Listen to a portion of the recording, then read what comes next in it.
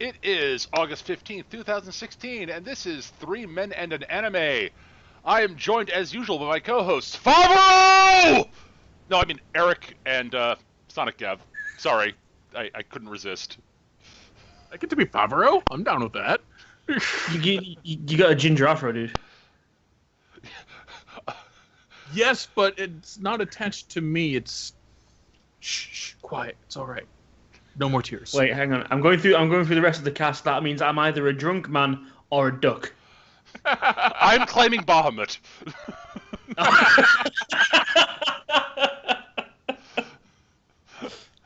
Because I'm definitively not Kaiser. Anyways, If you I don't are. think anyone in this No. is there. no, No one has enough of a stick up their ass. Yeah, I'm gonna have incredible balance. so, anyways, this week I'm we good are at falling off things. we're covering this week Eric's most recent recommendation, Rage of Bahamut Genesis. It's a 12-episode It's a series. very silly name. It is a very silly name. 12-episode series put out by Funimation here in the States. It's sort of big sword and sorcery epic type thing. And Eric, why don't you talk about it a little bit, since it was your recommendation? All right, so I initially stumbled across this show because I was looking for a sword and sorcery show last year, and I was like, "Oh, this is airing. We'll see what this is. At least the animation should be acceptable." And the animation was phenomenal. And then I found out it was based on a card game, and I was like, "Wow, I'm really impressed by this show." And Wait, Eric, yes, it was based on a card game? yes, A collectible card game? Seriously? yes. Okay, go on. Sorry, I'm trying to envision how this is based on a card Yes. game. Yes. You see, Peter now just realizes he's watched Yu-Gi-Oh. Oh no, I have watched some Yu-Gi-Oh, Gav. Oh, okay. No, this is Yeah. Yu-Gi-Oh, but good. You see, this is the thing. I actually kind of knew it because the local game shop. I'm into CCGs. I play Magic. I play Yu-Gi-Oh. I've played Pokemon for a while, and I always remember looking around at all the foreign import games that no one really played over here, but they were there, like Card Fight Vanguard, Right. a couple of others, and then there was Rage of Bahamut. I remember seeing it, and I'm just thinking, I know that name from somewhere. Oh. Yeah. Yeah, I used to play a lot of CCGs. Haven't in some time though. Well, outside of I Hearthstone. played enough CCGs to realize I hate CCGs. Yes. Totally reasonable. At any rate, go on. Just say about 2 years of my high school was spent playing CCGs. In any case, it's very much sort of high fantasy, sword and sorcery, except you're pretty much following. So you have your initial two characters, and they're definitely the main characters. You have Favreau, has an orange afro because of course he does. It's anime, and he's very much your classic like dashing rogue, constantly getting into trouble, flippant with everything, doesn't take anything seriously. And his best frenemy, Kaiser. Kaiser is very much the shining knight with a rod stuck so far up his ass, Worf tells him to loosen up. Yeah, early next gen Warp tells him to loosen up. Yes. Yeah. And their best frenemies, which basically means they're constantly Kaiser is constantly chasing around Favreau, trying to kill him or inflict justice or bring him to justice or whatever is up Kaiser's ass at this point in time. They go back in. I mean, without going too far into it, because obviously they stagger the way they introduce these two quite a bit, and it is basically revealed that these two, the childhood friends. It's just that it's literally different side of the tracks. Yes. Kaiser's family are the knights, part of the official household. The nobleman and Nobleman. Tradition of knightly service and all this other stuff, and Favreau's quite literally the bastard son of a bandit. A Robin Hood type bandit, but a bandit. But while they were kids, they were allowed to play, and because kids are kids. And then they got to a certain age, and it's like, you need to choose your friends more wisely. Right. And there's some history there with Favreau's dad getting Kaiser's dad executed for gross incompetence. Just little things, you know. Yeah, little things like that. That can sort of get in the way of a This is friendship. why they don't really hang out that often, and everything devolves into shouting and stabbing. Yeah. Well, you get the impression that Favreau would be more than happy to just let things lie and be friends. Yes. But Kaiser, you know, his family name has been ruined, his mother committed suicide, his dad was hung, and, you know, he's got nothing. The family fortune got repossessed, and Favreau just shot his last horse. But, you know, the other thing is that, you know, Kaiser is convinced that this is all Favreau's fault, and therefore he has to, you know, by his honor, he has to do something about it. Right. Because all he's got left is his honor.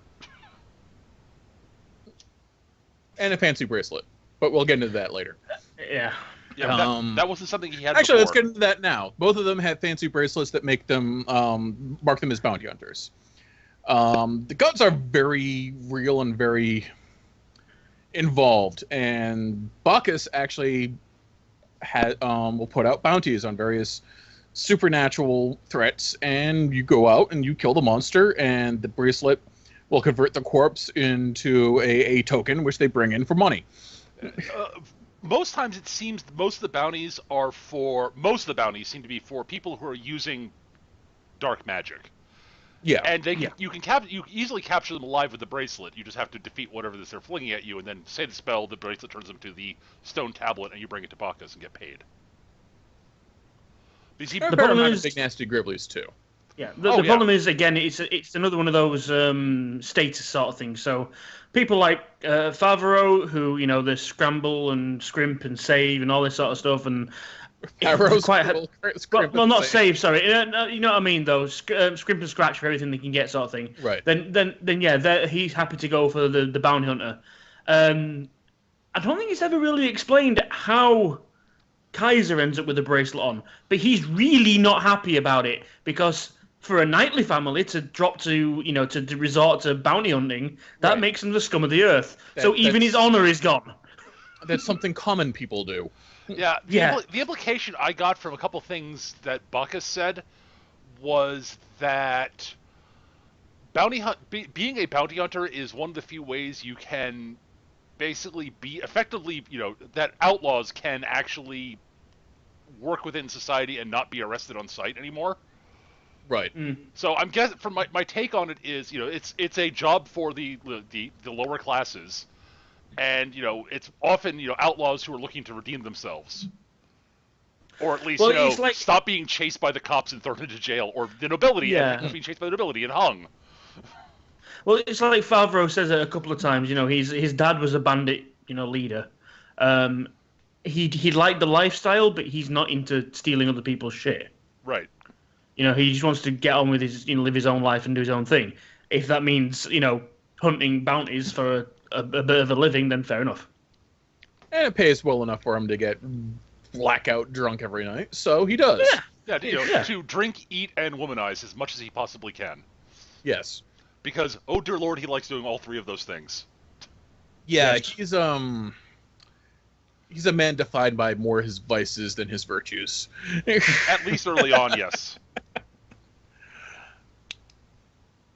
And early on in the first episode, we meet Amara, who is this gorgeous woman who falls from the sky in a hilarious manner that takes out 3 bandits, and is convinced that she needs to get to Helheim, which is someplace way up to the north, where it's frozen and cold and terrible forever. But that's where her mom is, and she needs to get there. So she's looking for a guide and stumbles across Favreau bragging about, yeah, I'm going to Helheim, where all the chicks are beautiful, and I know a shortcut. It's going to be awesome. So, of course, now he's her guide. He doesn't have a choice. Well, Favreau actually takes the opportunity because he's drunk and doesn't realize just what Amara's deal is. Yeah, I'll totally take you to Helheim, but you got to give me a kiss first. A kiss. Yeah, totally. Done. And yeah, it turns out Amara's kind of a demon. And the contract, and that was actually a demonic contract. So, yeah, she literally took him at his word and said, "Okay, here's your kiss. Take me to Helheim." Yep. Deal. The reason why Favreau doesn't just fuck off is because part of the contract is he now has a demonic tail, which he can tuck into his pants, but has a nasty tendency to pop out at the most inopportune times. Yes. Yeah. Also, really puts a crimp on his womanizing bit. Yeah. Yeah. Hard to hide that shit when you take your pants off. Hey, baby, I know it's big, but there's no reason to scream. What the hell is this thing sticking out of my ass? Only slightly paraphrased from the actual anime. Yeah, that is almost literally what happens. Yeah. Oh my god, it's a demon! Wait, what? A demon where? Oh. Oh, hell. Oh, shit.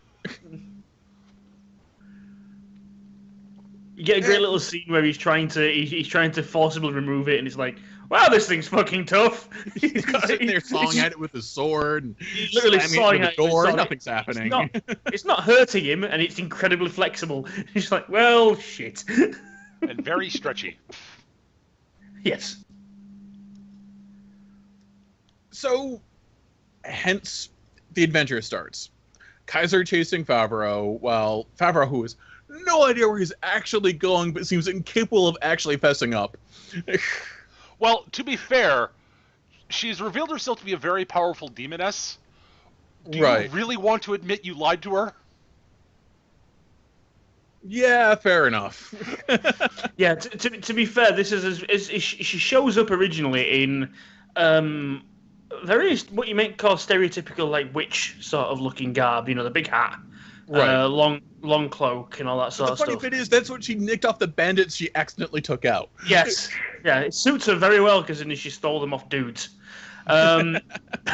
But yeah, then as they're going about their business, Favreau is attacked by I think it's the brother of another bounty he's already dealt with, that we've already seen. Yep. Right. And they're basically brothers who can summon demons. And Favreau, being Favreau, he's already dealt with the older brother and his army of like fire demons. And he's like, yeah, okay, bring on what you can. Portal opens up. This little demon head pops up. Everyone laughs at it. Then the rest of it gets up. And then the rest of it comes up. 30-foot tall monstrosity. Yeah. And at that, Favreau, all of his confidence is like, well, fuck. Now what the fuck do I do? This is going to be... and Armor's like, I'll deal with it. I got it covered, don't worry. In a fairly fucking cool transformation scene, she goes all fucking one-winged angel on us. And annihilates this fucking thing. Like, it's not even a fight. It's not fair. Right. Poor Favreau gets... Well, it's hard to say poor Favreau, but Favreau gets covered in demon nicker. This happens to him a lot, honestly. Yes. But yeah, this is basically this is the reveal with Amira, basically revealing her true nature, so to speak, or at least part of it. Yeah, a really cool little scene. I actually really like the initial transformation. They do it a little bit afterwards, but this is really they don't focus on it. It's not like a magical girl show or anything like that. Right. This is really the only time. Yeah, this is the only time where it's like they make a deal of the transformation, and it's really cool effect. And then she just kicks the shit out of this giant.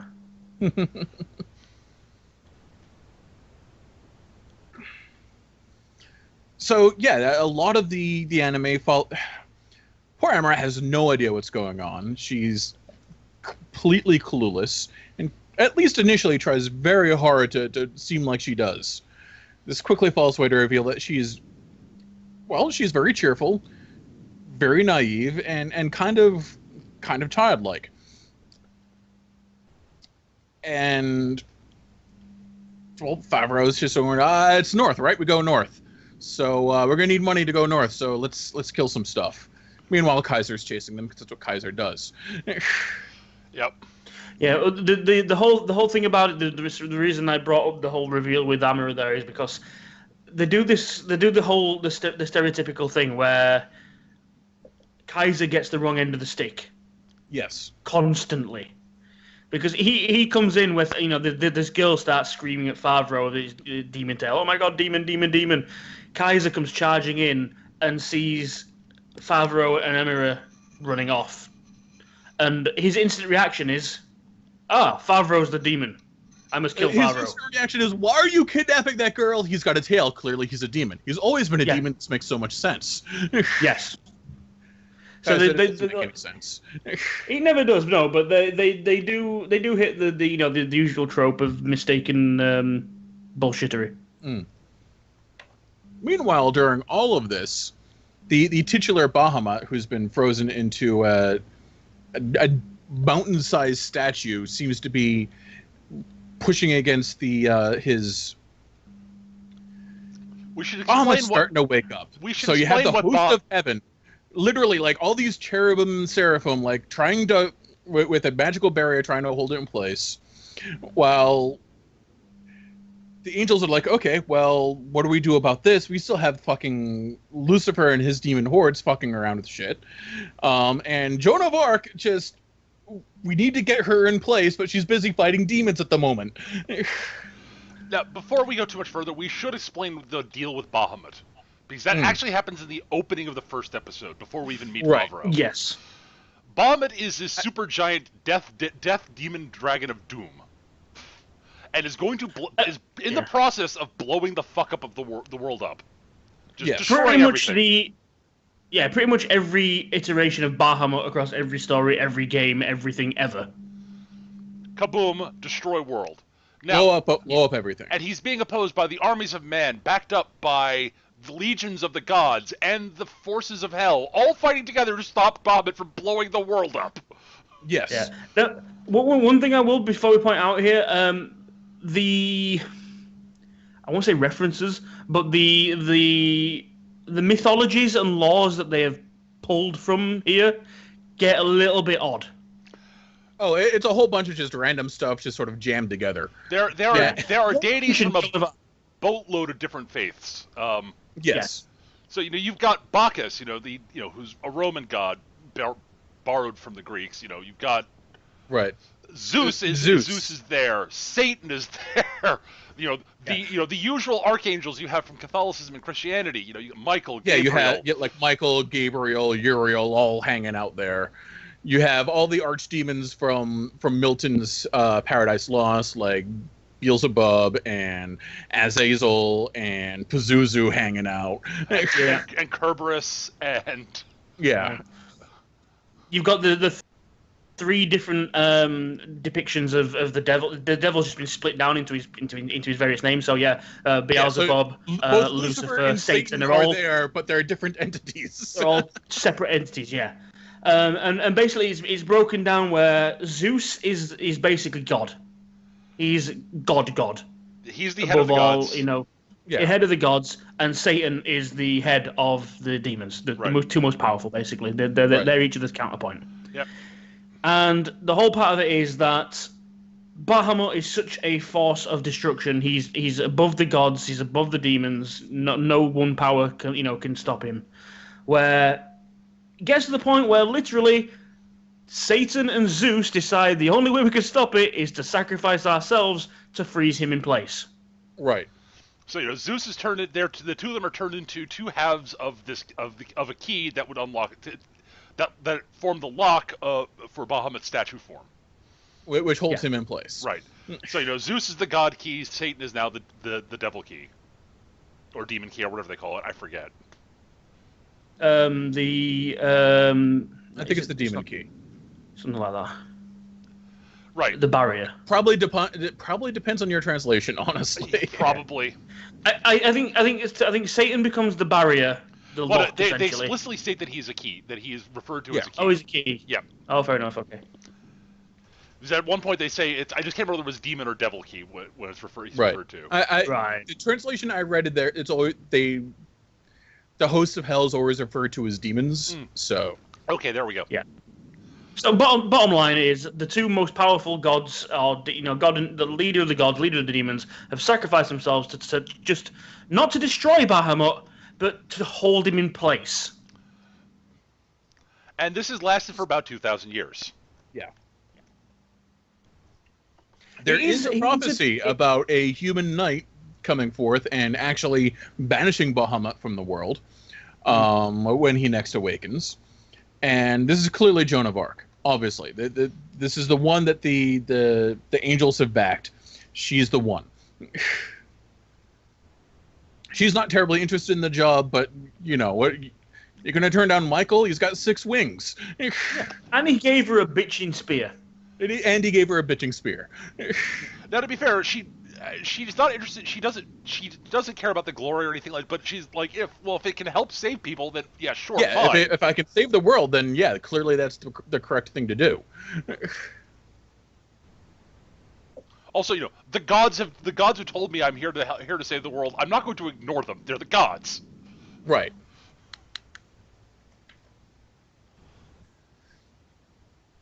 So, however, Amara seems to have attracted the attention of everybody.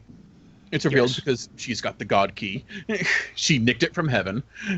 Yeah, somehow she broke into heaven, into the vault where the god key was, and stole it. Which is one of the impossible things she has done. She's done a few. This is actually supposed to be impossible. Demons were not. It's supposed to be impossible for demons to set foot in there for what we like to call obvious reasons. Right. You're not going to have angels walking around Pandemonium. You're not going to have demons walking around heaven. This just seems like a terrible idea. Right. And that's why she's only got 1 wing. Michael took it off when she was fleeing. Right.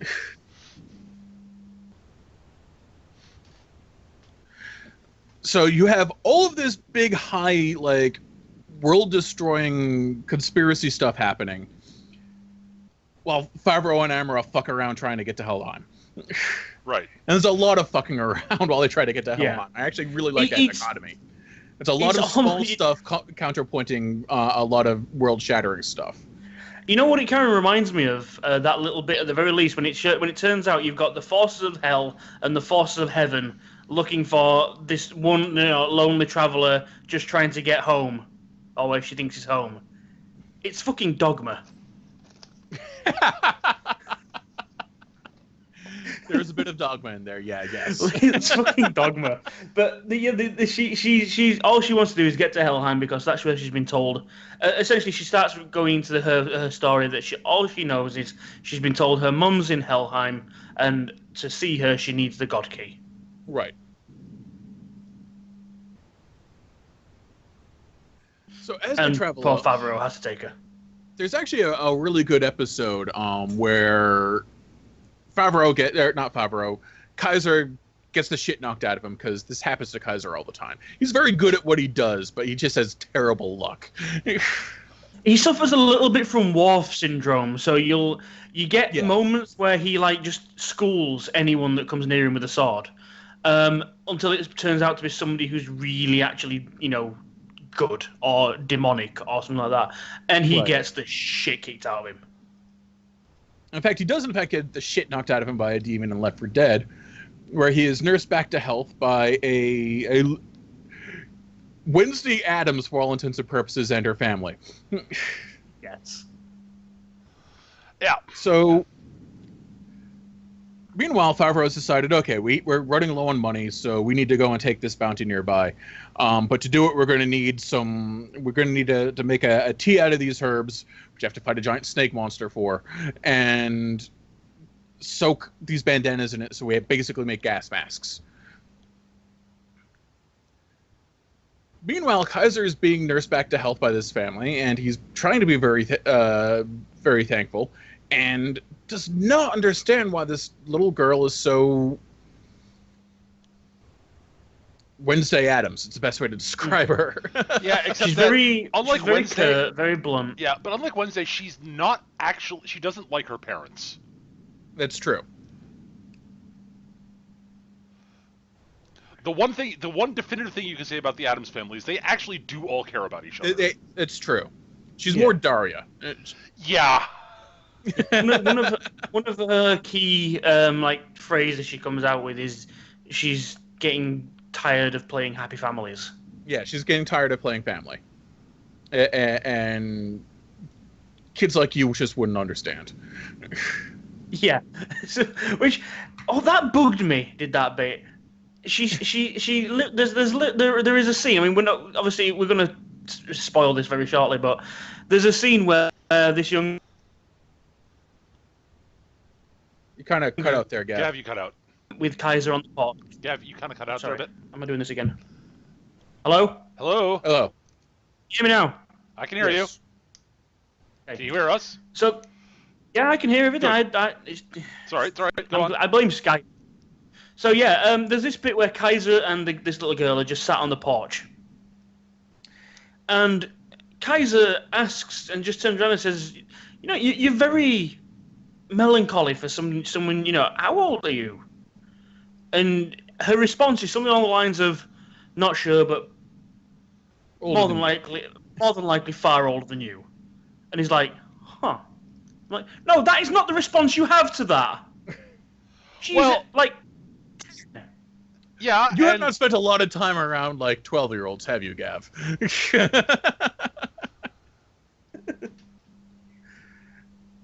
It's sort of thing I've heard children say to people who are definitively older than they are. Yeah. I suppose, yeah. But this isn't said like, a cheeky little girl. This is a tired... No, this is like, just shut up, you stupid child. Yes, that is entirely true. But Kaiser has the titanium rod shoved so far up his ass, he doesn't notice this sort of thing. Right.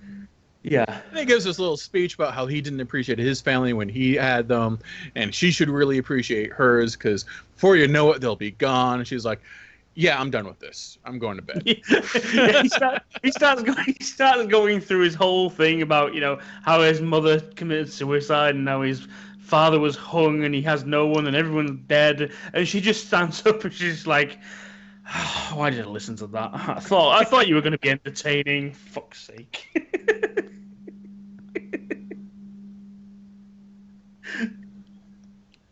And then her parents are like, hey, we get attacked by trolls all the time, and they eat our children and such. You should, can you help us? They're coming. It's like, yeah, of course I can. You guys bandaged up my arm, you fed me, and of course I'll save you. I will fight the trolls. And as he's fighting the trolls who come in, a slightly modulated 5-year-old is just like, Kaiser, what the hell are you doing here? Why are you fighting us? Oh, it's the fog. Here. And the troll pins him on the ground and shoves a rag in his face, and Kaiser comes to his senses and realizes he's surrounded by zombies. Lots and lots of zombies, including the entire town, you might say. Yes. Yeah. Well, with one exception. Then he realizes that his dinner wasn't actually a hearty beef stew with bread, but a lot of maggots. Yeah, a lot of rotten meat in stuff. It wasn't beef. And lots of rotten vegetables and stuff. Yeah. Yeah. And this is again going back to it. The little girl even says, because like you say, she's got to that point where she's fed up of the game, right? And there's a moment where he's like eating this, and he asks her like, "Well, you're not. I'm gonna eat yours." He goes, she goes, "No, you shouldn't either." Yeah, he goes, "No, you enjoy your maggot-ridden." And he's like, "I don't know what you're talking about. This is lovely." Nom nom nom nom. And yeah, basically the fog's been fucking with his brain, seeing everything as it's not, including lovely food, houses that are fully built, and a township full of people that aren't zombies, except they all are. Yeah. Except for the little girl. Except for the little girl. So Kaiser is like offended at this, and he's cutting down zombies, and he sees the zombified parents, so he goes to cut them down, and the little girl gets in the way and is like, no. At which point her dad bites her.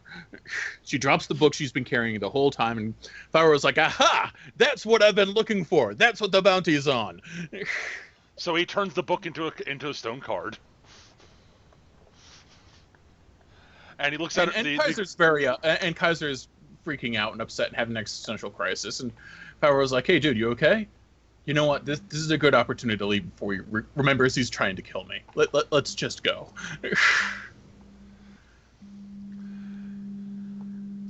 And yeah, Kaiser, and then credits roll, and the after credits thing is Kaiser walking along, and he hears Rita, the little girl's voice. Hey, slow down! I can't keep up. And he turns around and there's Rita, except like pallid gray now.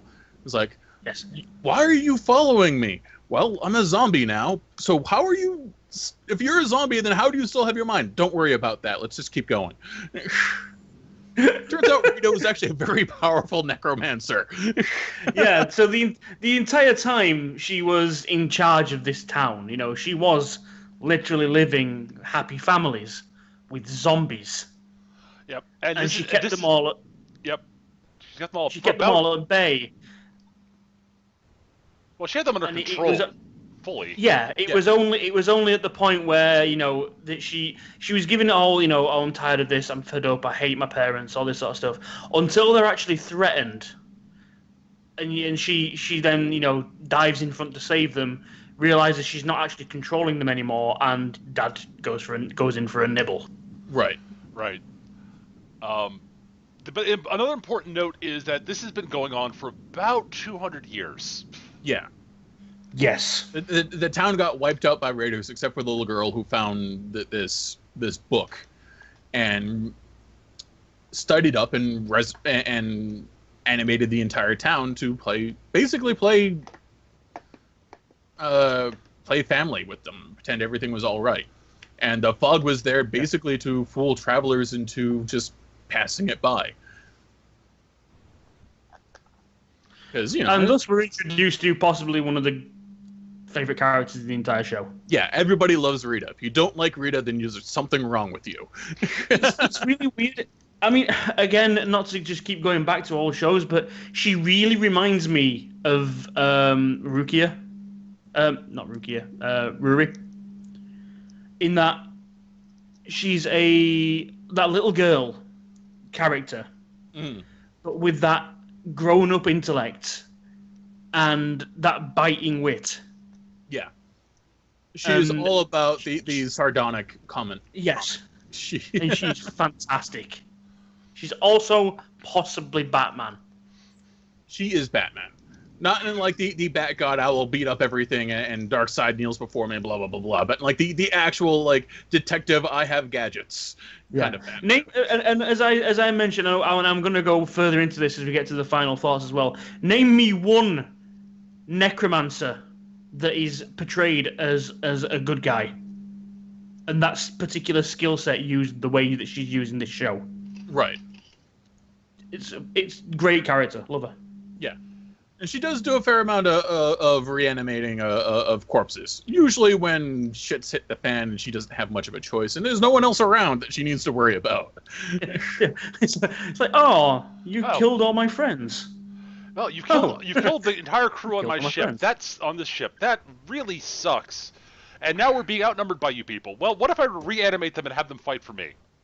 That was even better. Is that the crew on the ship turned out to be pirates working with mermen to kill and devour people and take their loot. And she's like, that's not going to work for me. No, Kaiser, kill them. Anyone you kill, I'm going to raise, and now the ship is mine. Yep. Now she has a ship with a zombie crew. She has a pirate ship with a zombie crew under her command, because Rita is fucking awesome.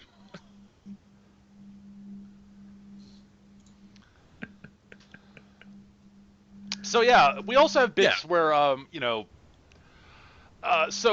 host, the angels, the gods have told the Knights of Orleans, led by Joan d'Arc, that because of course it's the Knights of Orleans, and of course it's Joan of Arc. So they tell Jean, okay, look, there's a demon who's stolen the god key. We kind of need it back. Go get her. Are you sure she has the demon key too? Go get her. It's a demon. She looks like a human. Go. In demon form, she's only got one wing. Just have at it.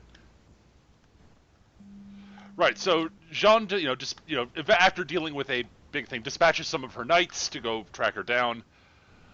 This is before the including whole the lieutenant, whose name I can't remember. Is that Lavalley? Lavalley, yes. Yeah, lovely. Yes. Yep. Lovely. Loverly. So yeah, Lovely, goes out, and but this is before the whole thing we're introduced to Rita. But he's questioning people in town where Favreau, Amira, and Kaiser are all in the same general area. And Favreau hears all this going on. It's like, wait, I can totally sell Amira out. She'll be taken care of. The curse will be gone, and I get paid. How is this? This is totally a win-win for me. Yeah, there is nothing that goes wrong here. Could possibly go wrong. Consider Amara, not long. Really likes Amara. Consider not long before this, Favreau was actually considering killing Amara to get rid of the curse after he realized she's a demon. Until then, she shows how strong he is, and he's like, "Fuck that." Yeah, it's not happening. I can't have this. Nope. I can't take her. At the start, as much as he's the clown, so to speak, Favreau is also an asshole. Yes, at least initially. Well, he's very self-centered. Yes. And lives entirely for today. Yes. So at any rate, yeah, he basically approaches Lovely and sells Amara out. And the knights basically corner her and surround her and start trying to, capture her. And Favreau gets to his horse and is like, yep, we're leaving. This is great. Unfortunately, the horse is taking a liking to Amara. Really, really likes Amara. So clearly we're going to her because she's in trouble. I can hear her screaming. You can hear her screaming. You should be driving me there, but we're going there anyway. Much to Favreau's consternation. Yeah. So anyway, he gets flung into the middle of the thing where they're basically bombarding her with magic. Specifically anti-demon magic, which she refers to, this tickles. I like her reaction. He's like, what's going on? She's like, it tingled. He's like, right, okay. Right. Okay, well, I'm in the situation where I've now officially, the Knights are going to consider I betrayed them. They're not going to listen to me. Right, so I guess I'm actually rescuing her now. Right, all right. Clearly. Ready to go for another swim? Because they're on a bridge, and she's like, yeah, sure. And he uses his auto crossbow to shoot the bridge out so they go plummeting into the water. I love that scene, though, because he shows off how badass he is because, he's hitting, fairly thin ropes every shot. Bang, bang, bang, yes. Bang, bang, bang. And the bridge is just slowly but surely getting weaker and weaker. But it's not falling through, so you just see Amara just lift a leg up and stamp through the floor and they're both falling. Yes. And also during this bit, Lovely sees her pendant, which is apparently a memento of her mother's, is going to lead her to her mother, and it's very similar to one he's wearing. And he says, "No, don't kill her. We need her alive." Clearly, right. And so she goes plummeting and thing. He later stumbles across. Lovely and his knights also stumble across Kaiser, and they have a little chat, and Lovely's right-hand man basically is like, wait, you're not a knight, you're a fucking bounty hunter, you're scum. Some scumbag bounty hunter, fuck you. And how dare you put on airs? And he basically... because Kaiser introduces himself as a fallen knight. Right, he's basically stated that he swears on his honor that he's going to go after the demon beasts he's committed to Favreau, and he promises he'll bring them in. Because it's personal, and Lovely says something kind of interesting. Yeah, Lovely says something along the lines of, whatever your circumstances, as long as your desire is strong enough, you can make it happen. Or something to that effect. Yeah, it's something a little bit more poetic. Watching it goes, that's that doesn't seem like a typical little Aleister Crowley. Yeah, that doesn't seem very knightly. It's something very poetic, like the desires of men can influence fate or something like that. Yeah. But yeah. But everyone sort of goes, that was sort of Sithy. Right. So, which is our first clue. about nothing. Lovely's a nice guy. Yeah. He's a stand-up, honorable knight that has never done anything wrong ever. Nope. Never. At any rate, after the whole thing where they meet Rita, basically, Favreau convinces Bacchus to at least give. Bacchus mentions that he knows something about Helheim, and Favreau's like, "Oh, really? Can you help? Because she kind of wants to get there, and I have no fucking clue, and I got no idea where I'm going." Dude, can you help?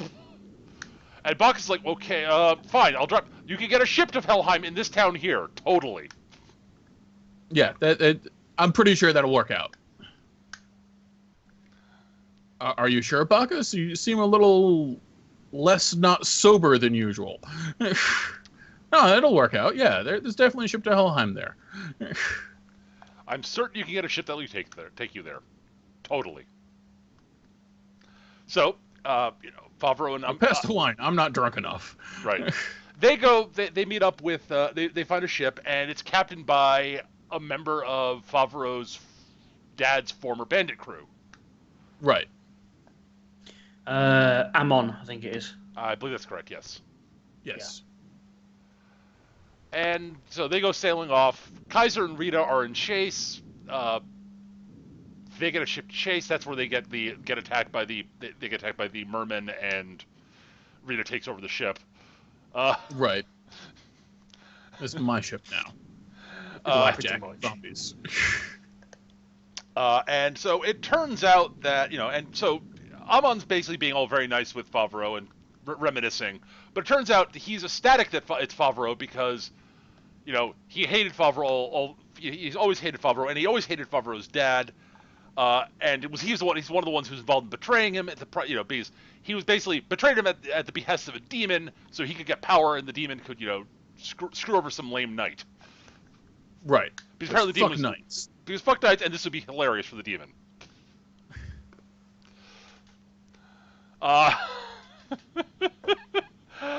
And so giant crab monster comes up to attack them, which is under the control of Ammon. Right. Amara goes, "Ooh." Amara beats the fuck out of. That and looks then responds tasty. with, "Wasn't tasty." That looks tasty. Yeah, beats the fuck out of it. Eats part of it. Wasn't tasty. Yeah. Amara's, like you say, there's that childlike nature that whenever she's walking around, especially if she's seen food, she's like, "Ooh, tasty." No, we haven't got time for that. Oh, okay. And literally, the giant crab comes up. Her first reaction is switch to demon form. Ooh, tasty. Unfortunately, wasn't tasty. Yeah, You no have tasty. to cook the crab first, hon. All I know is that She's a big eater. we know from Nyanta that the giant crabs aren't as tasty as smaller ones. That's true. Yep, that's a good point. I've watched Log Horizon. I'm pretty sure we've all watched it. I know. I'm saying, but Amara hasn't, so hey. Pretty sure you made us all watch it. What? No. At any rate. Oh, God. So anyways, yeah, Favreau has a duel with... Yeah, it's at this point where he's like, okay, the crab's dead, fuck, bring on the fishmen. It's like, okay, loads of fishmen. Smash other boat filled with zombies. Hi. Fishmen versus zombie fight. That's all you need to know. Fishmen fight zombies. Yeah, and Favreau duels Can you see where the card game came from now? No, never. Favreau and Amon It's done duel. so well, complete with Kaiser going, "So how are you controlling the zombies and driving the ship forward? And don't worry about it. I'm very good at what I do." But yeah, Favreau beats Amon in a duel because Favreau's actually fairly badass. Kaiser shows up to duel him. Stuff happens. And then giant flying Cthulhu castle shows up. Yes, this This is where we a get giant flying Cthulhu castle. Wouldn't you have a giant flying Cthulhu castle? Yeah, so this is basically where we started to get introduced to the hierarchy of the demons. Yeah, because Azazel has decided that, Amara's got the key. Apparently Amara's stolen the key, and,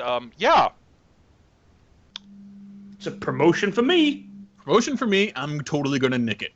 And then Lucifer's gonna think we're bestie buds, and we're gonna be totally bishing in together, and it's gonna be awesome.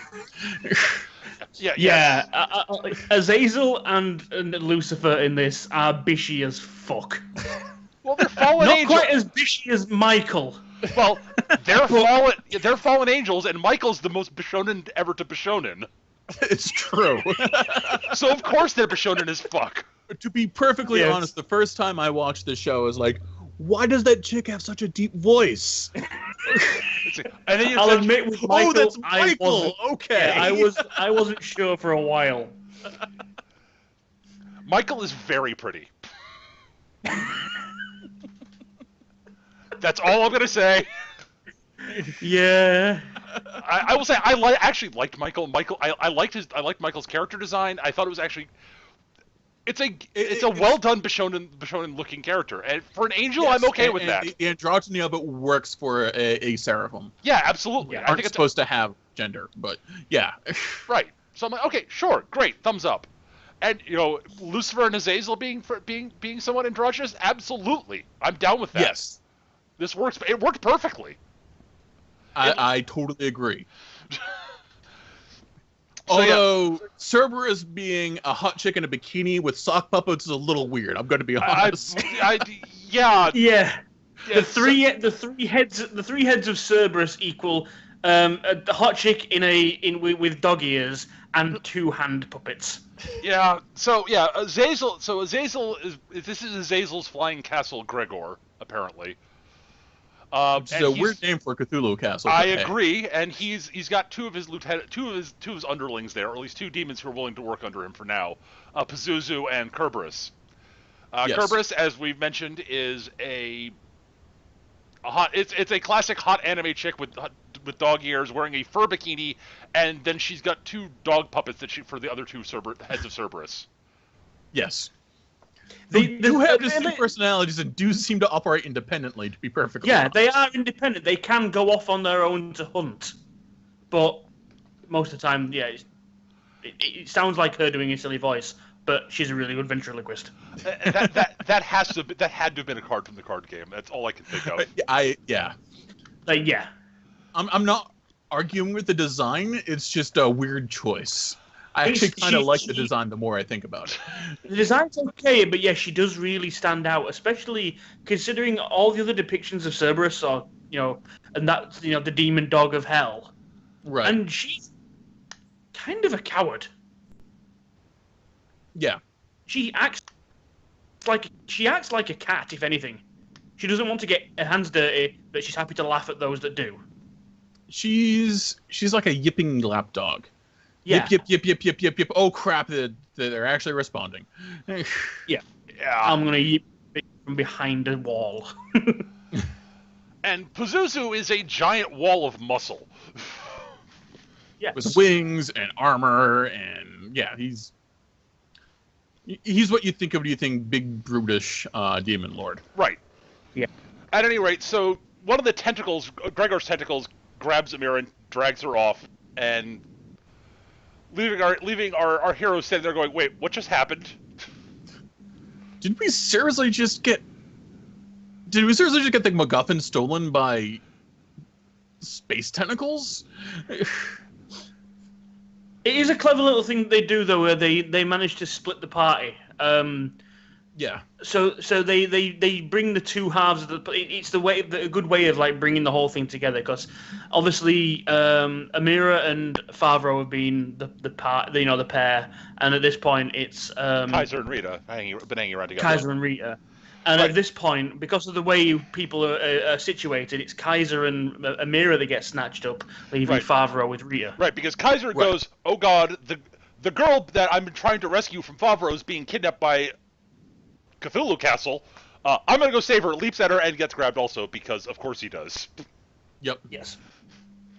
This leaving Favreau and Favreau and Rita sitting there going, well, fuck. Well, we need to go get our respective partners. Let's go. Favreau's like, well, I'm really not that. It's like, I don't know if I really want to bother. And Rita's like, I'm going to go get him. Go get Kaiser. And Favreau's like, yeah, fine. She They actually are says, my friends, I guess. fine. I don't really have anything better to do, I guess. And so... But Farmer says, so how the hell are we going to get there? Neither of us can fly. And then Favreau has an idea. And cut back. Basically, we almost have we have a bit of this is one of those moments where the appropriate thing that would have happened was a Gilligan smash cut to them basically demanding the ride from Bacchus, but no. We have a scene with the demons tormenting, trying to find out trying to basically interrogate. So the reason Azazel has captured Amira is not to try to get the key from her, actually, because he knows he really can't. To figure out who the hell gave her the key and the instructions how to get there in the first place, because it wasn't him. Right, because somebody's is behind this, and getting the key is really fucking dangerous. I don't want the world to blow up, really. Where basically they have all the best souls there. Yeah, he's basically realizes that somebody is making a power play, and A, it risks the world. B, it's also his fucking job. Right. Like it says, I'm Lucifer's number 2. Someone's making a power play here. If they're gunning for Lucifer, that's bad for me. If they're gunning for me, that's even worse for me. Either way, it's bad for me. Fuck this noise. Amira, who's behind this? Zuzu, torture her. I don't think she knows anything, boss. Just keep doing it. No arguments from me. I am a demon. Yeah, they give her the old water wheel dunking. Right. Yeah, they've got her chained up to the wheel and it spins around, dunking her head in water and whatever. They're in this giant room full of torture equipment with a cage hanging over with Kaiser in it. And Kerberos wanted to have him executed immediately, and Azazel looked at him and goes, No, this will be far more fun if we don't. This is a lot more fun. What do you think you're doing? Well, Kerberos has this wicked streak when her prey is chained down. She's she wants to play with him in the torture chamber. And I'm not talking checkers. Zuzu is like, no, get the cheese grater. Yeah. But yeah, her immediate instinct was, he's just a human, kill him, whatever. And it's like, no, humans are far more amusing than that. Don't be ridiculous. And so, he sits there, and Kaiser's, desperately trying to figure out how to save her, because he swears he's going to save her. And Azazel finally figures out, wait a minute, I recognize you. Yeah. Oh yeah, that was you. Holy shit! It was your dad. I remember your dad. And wait a minute. I totally fucked your dad. I screwed your dad over completely. That was hilarious. Oh, and that red-headed kid there, the thief. Yeah, he's the bandit leader's kid. Oh, that was even funnier.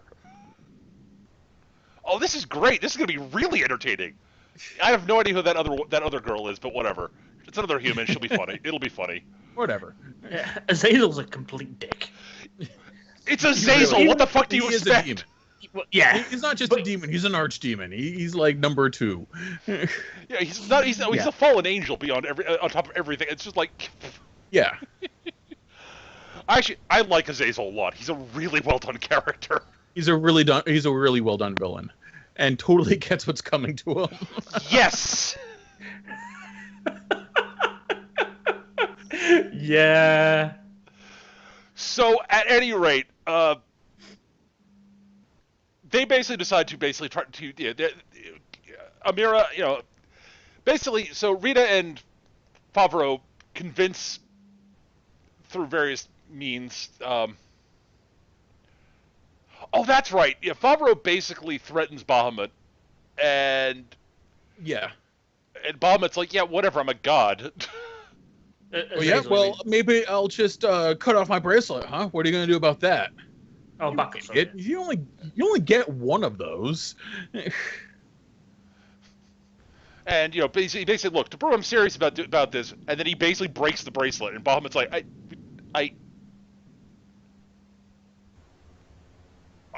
fine, yeah, we'll take you there. We forgot to mention one thing about Bahamut. So he travels around in this wagon. It's Bacchus, sorry, not Bahamut. Yeah, Bacchus. Sorry, I'm Bacchus. Ugh. Bacchus, right? And he's traveling around with, was it Hamsa? Yes, yeah, Hamsa the duck. Who is another god who looks like a duck with a crown. Many jokes are made about eating Hamsa. I am certain that this is an actual deity from some religion. I just don't remember which one it is. Probably Mesopotamia, somewhere in Mesopotamia, probably. Almost certainly, because it's one of my giant holes in my mythology. It's my biggest hole, also, pretty much. Like, I remember Hoster, I remember Tiamat, for obvious reasons. Right. I remember a couple. I remember a couple of the ones there. I remember. I know the story of Gilgamesh because, duh. I'm a Star Trek fan. The Bull of Heaven. The Bull of Heaven is actually a pretty damn good story. Yes. So yeah. But Hamsa, it's like I know for a fact that's an actual deity, but like it's not. Anyway, we're getting distracted here. Right. Hamsa's a duck, and he travels around with Bacchus because, of course, he does. Because why wouldn't he? Bacchus has all the best booze. Right. And Rita makes cracks about wanting to. Basically, Hamsa's like, yeah, don't stop looking at me like you want to eat me, but you look tasty. I don't have to actually eat. I'm a zombie. Well, I am a zombie. At any rate, so Bacchus, flies his wagon up to near Gregor and says, "I can't take you all the way there." And Favreau's like, "Nope, this is close enough." Pulls out his auto crossbow with adding the winch attachment because, of course, he's got a winch attachment. Of course, he's got one. By the way, Favreau's auto crossbow is one of the best things ever. Yes, I want this. It's got a rotary cartridge on the top. It's great. So he fires it. It fires a bolt with a rope attached to it into the side of Gregor. He and Rita go swinging onto it. They board the ship because, duh. And eventually they're noticing this. It's like, oh, this will be hilarious, and basically sucks him into the torture room where Amara and Kaiser are being kept. Because hilarity ensues, honestly. Right. Yeah. So even though Azazel's basically told Kaiser more or less the whole story with his dad. He basically makes a deal with just for his own entertainment. He makes a deal with Kaiser to go kill Favreau, right? And he will basically let everyone else live, depending on who wins that battle. Essentially, something along those lines. Yeah, he basically says, "Yeah, sure, you kill Favreau. I'll let you and everybody else live. Entertain me, and I'll let you and the people you care about live." Because clearly. And hey, you'll get your pound of flesh. Win-win for you. By the way, when a demon offers you a win-win deal, it's probably not a win-win deal. No, it's probably the opposite. Well, it's a win-win deal for him. Yeah. No, never. Demons, can't trust them. No, that's the whole point. So yeah, they start fighting. Favreau basically fights Kaiser to a standstill, and Favreau is one of the few humans who seems to be able to do that regularly. Yeah. Like, I'm convinced part of this is because Kaiser doesn't actually want to kill Favreau. He just feels like he should. That's part of it, but part of it also, Favreau is actually really good at what he does. Favreau's very good at his job, yes. And plus, these two have trained with each other since they were kids. Yeah, they play sword. They play fought with swords when they were kids and all this stuff. Up until they were teenagers, they basically have been training and sparring together, so they know each other's moves in and out. And I forget exactly when Favreau convinces Kaiser. I forget exactly how Favreau convinces Kaiser to. I don't remember off the top of my head either. It's Rita that breaks up the fight. That's right. Yes. Yeah, that's right. And Favreau basically says, "Okay, look, fine. We'll put this to one side. we will settle. They do the usual. We'll settle this, but not right now. He basically, I remember that, right? Yeah, Rhea throws her left hand at them and slaps them with it. Yes. Because she can detach her limbs and fling them about and have them move around because she's a powerful necromancer and a zombie. Do we mention Rita's also? At one point, Rita animates a disembodied heart to attack someone. That's how badass she is. Right. So she flings the arm at the two of them, and then basically in midair it stops and slaps them both, and she says, "Knock it off, you two." And they're like, and Favreau basically says, I remember okay. Favreau says, "Okay, we will settle this later. I promise you, Kaiser, I won't run away again." And Kaiser's like, Right.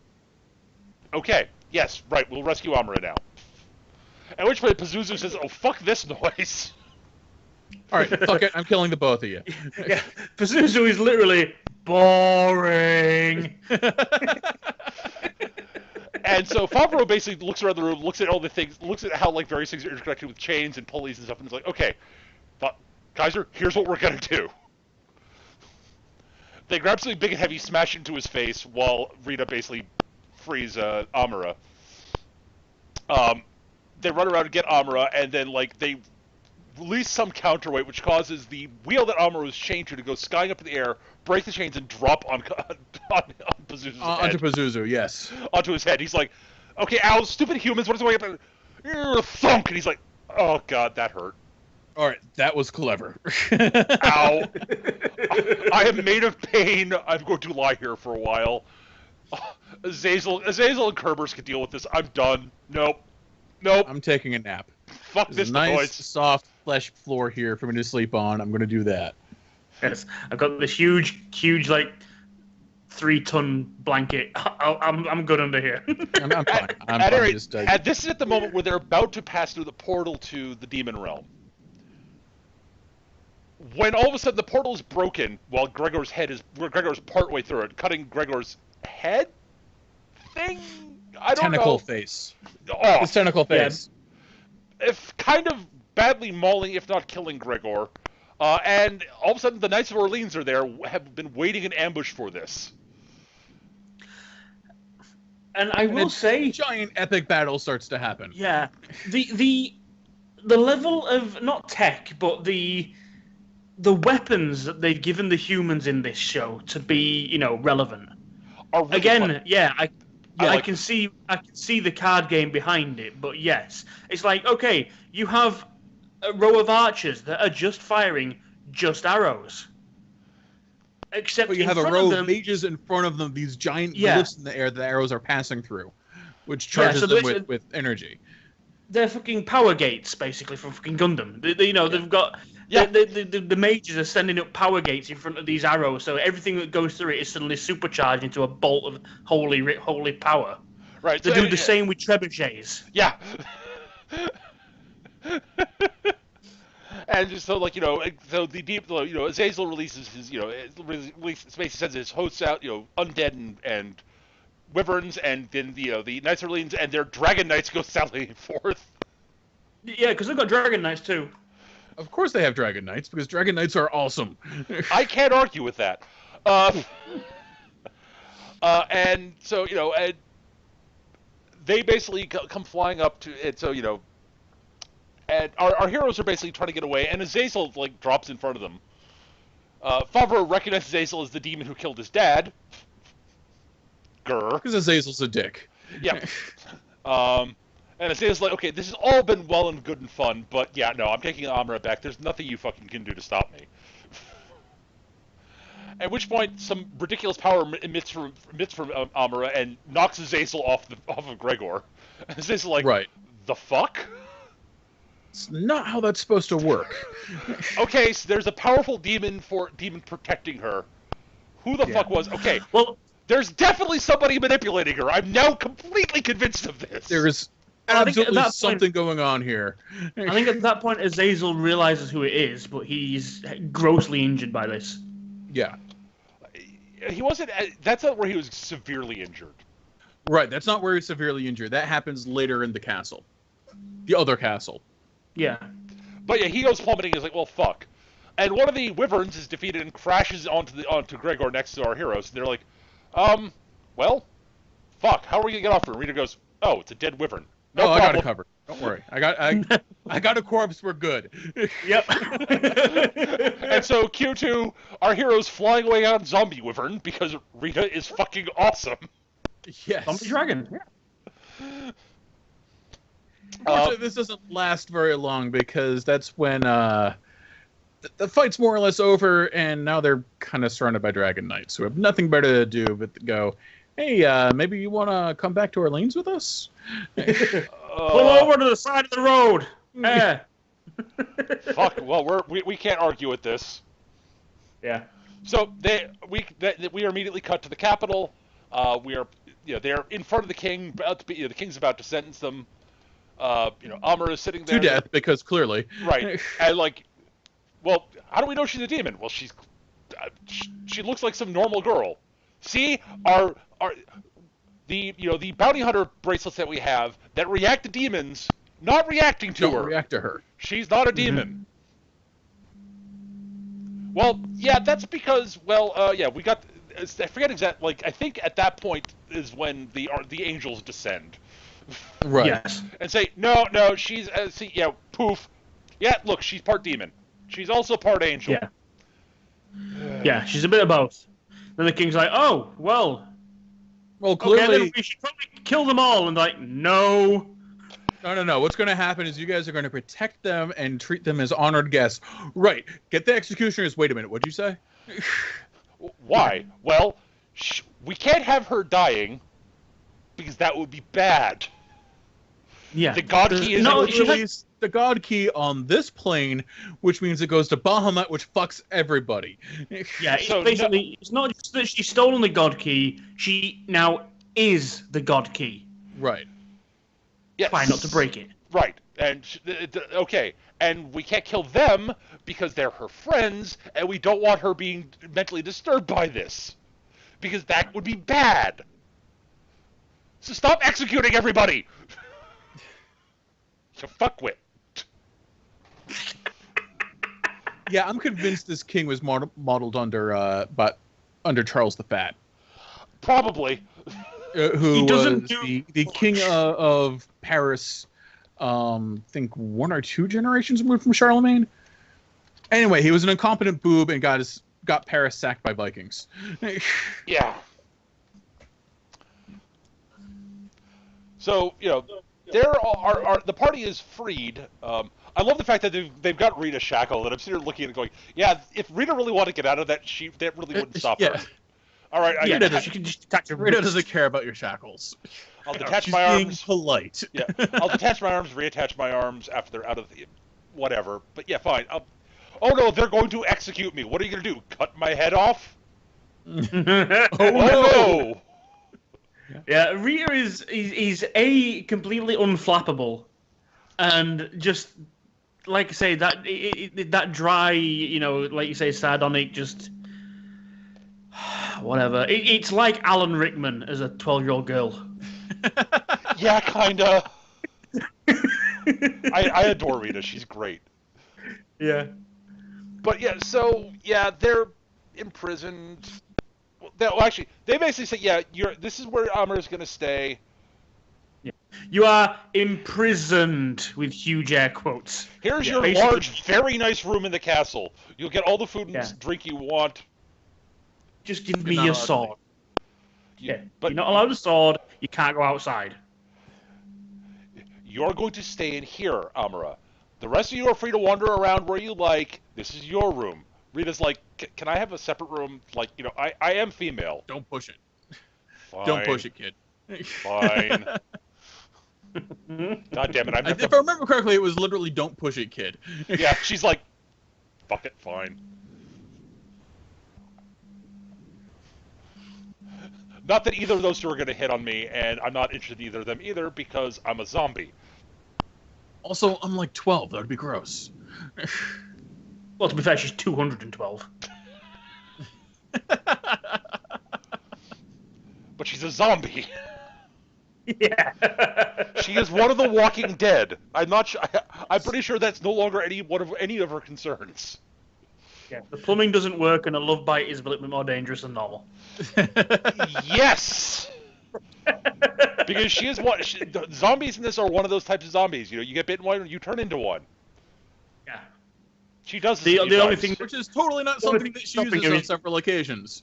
yeah, you see every now and again. You never see her go full on zombie and attack somebody, but in the middle of a fight, or if she's cornered, you'll notice that suddenly she's got like a small squad of zombies protecting her while she's wiping off her mouth. Right. Yes. Again, Rita is kind of awesome.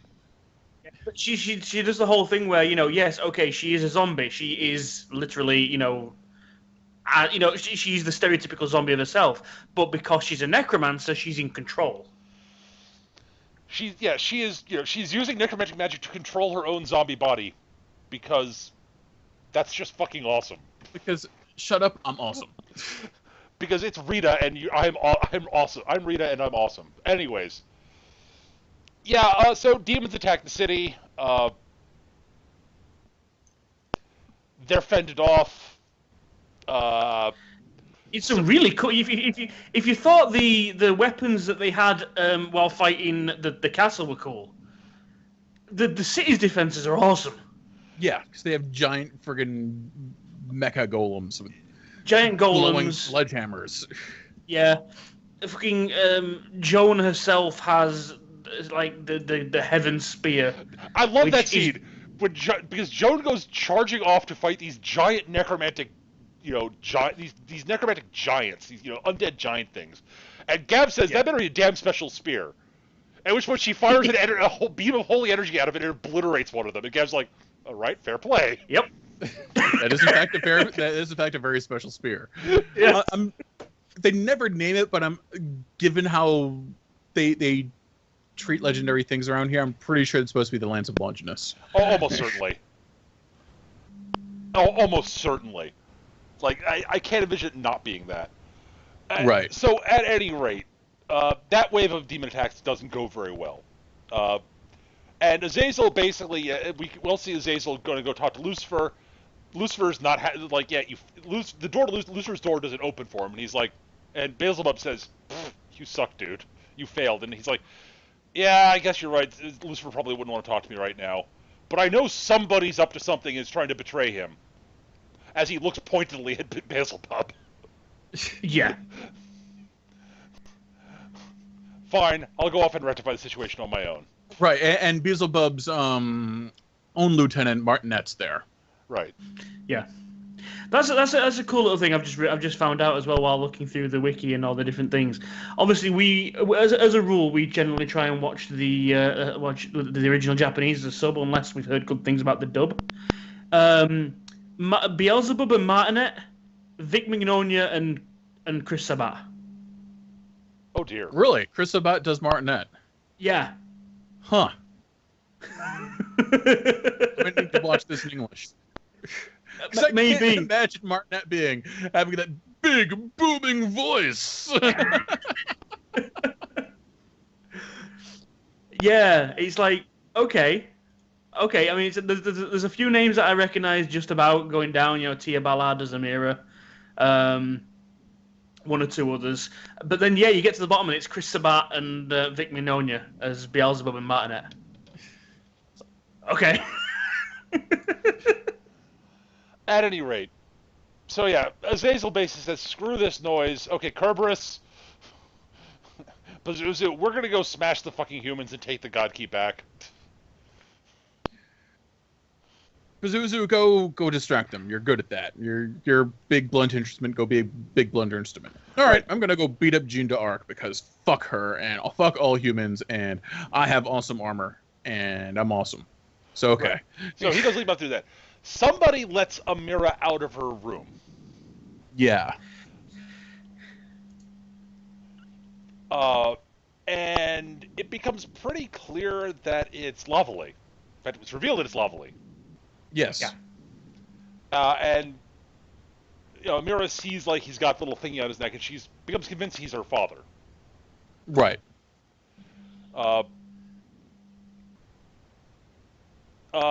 Basically, through all the ruckus, Azazel attacks going on. Favreau and Kaiser are all the two. There's a ball before this, and Favreau gets quite drunk because Because of course he does. Yeah, he's back to episode 1. He's drunk as balls, showing off to all the court ladies, telling them wild stories and all this sort of stuff. Oh, I mean, he's got a room to live in, as much food as he wants, drink, beautiful women, and he doesn't have to do a goddamn thing about it for anything for this now. He's now in heaven. He does. Yeah. Like, he's like, yeah, fuck it. I'm not gonna I don't have to take Amira anywhere. I don't have to worry about this. Amira will be protected by the Knights. This is great. I'm totally in. It's wonderful. And Let's get hammered. Yeah, he's sort of lying there, sort of slumped up against the balcony, and Kaiser comes out, sort of looking at him. Favre looks up and says, "Well, I'm down and drunk. It's your time to get your revenge on me." And he's like, Kaiser's like, I don't know, man. I'm not sure what to think anymore. We're getting to that point now. Maybe really, it was. where... Maybe it's not your fault. Maybe. Yeah, we'll get to that point where what Azazel told him is just about starting to sink in. Right. So yeah, Favreau's like, so they eventually sort of spar a little bit with like a knife and spoon. Because Favreau does egg him on. Because Favreau's a dick. Plus cutlery duel, But then they're formed by It's Rita. not so much Favreau's a dick as Kaiser's feeling down. You know what always cheers him up? Trying to murder me. Rita at this point shows up and says, yeah, Rita's missing from a room. We should go find her. And Favreau and Kaiser are like, yeah, that's probably bad. Yeah, this is potentially really terrible. And that will mean less drink and food for me. Right, so they all go off looking for her. And the big battle commences. Pazuzu goes after Jean, and eventually loses. In an To be awesome fair, scene. for all the we've seen Jean in a few fights, and she's an engine of destruction. Yes. And Pazuzu really has her on the ropes for a long time. Oh yeah, he wins. He's beating her for a good chunk of the fight. She gets the actual scene is utterly awesome though. He's like I'm done with you and just tosses her to one side. And as she's flipping through the air because they're fighting like up in the fucking sky. Right. Right. He's drug her up in the air. He's drug her up in the air because he can fly and he's basically master of storms and all this sort of shit. And he's dragged her up in the air and just tosses her aside, where she pulls a backflip and lowers her leg just in time. Brings up the a glyph seal to appear underneath her foot. As the Orleans mages start summoning platforms for her to run along. Yes. Yeah, and she just basically circles back around him. He's like, "What the fuck?" And then lance raised. She calls the lance back to her eyes. She goes full Jedi. Oh yeah, that's it. Yeah. Yeah. And he's like, "Well, fuck! I did not see that coming." It's spirits in the chest, and she's like, "Aha! I have defeated you, demon.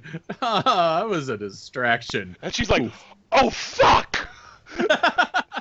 We forgot one thing after the first battle. Because Amuro was originally let out after the first battle.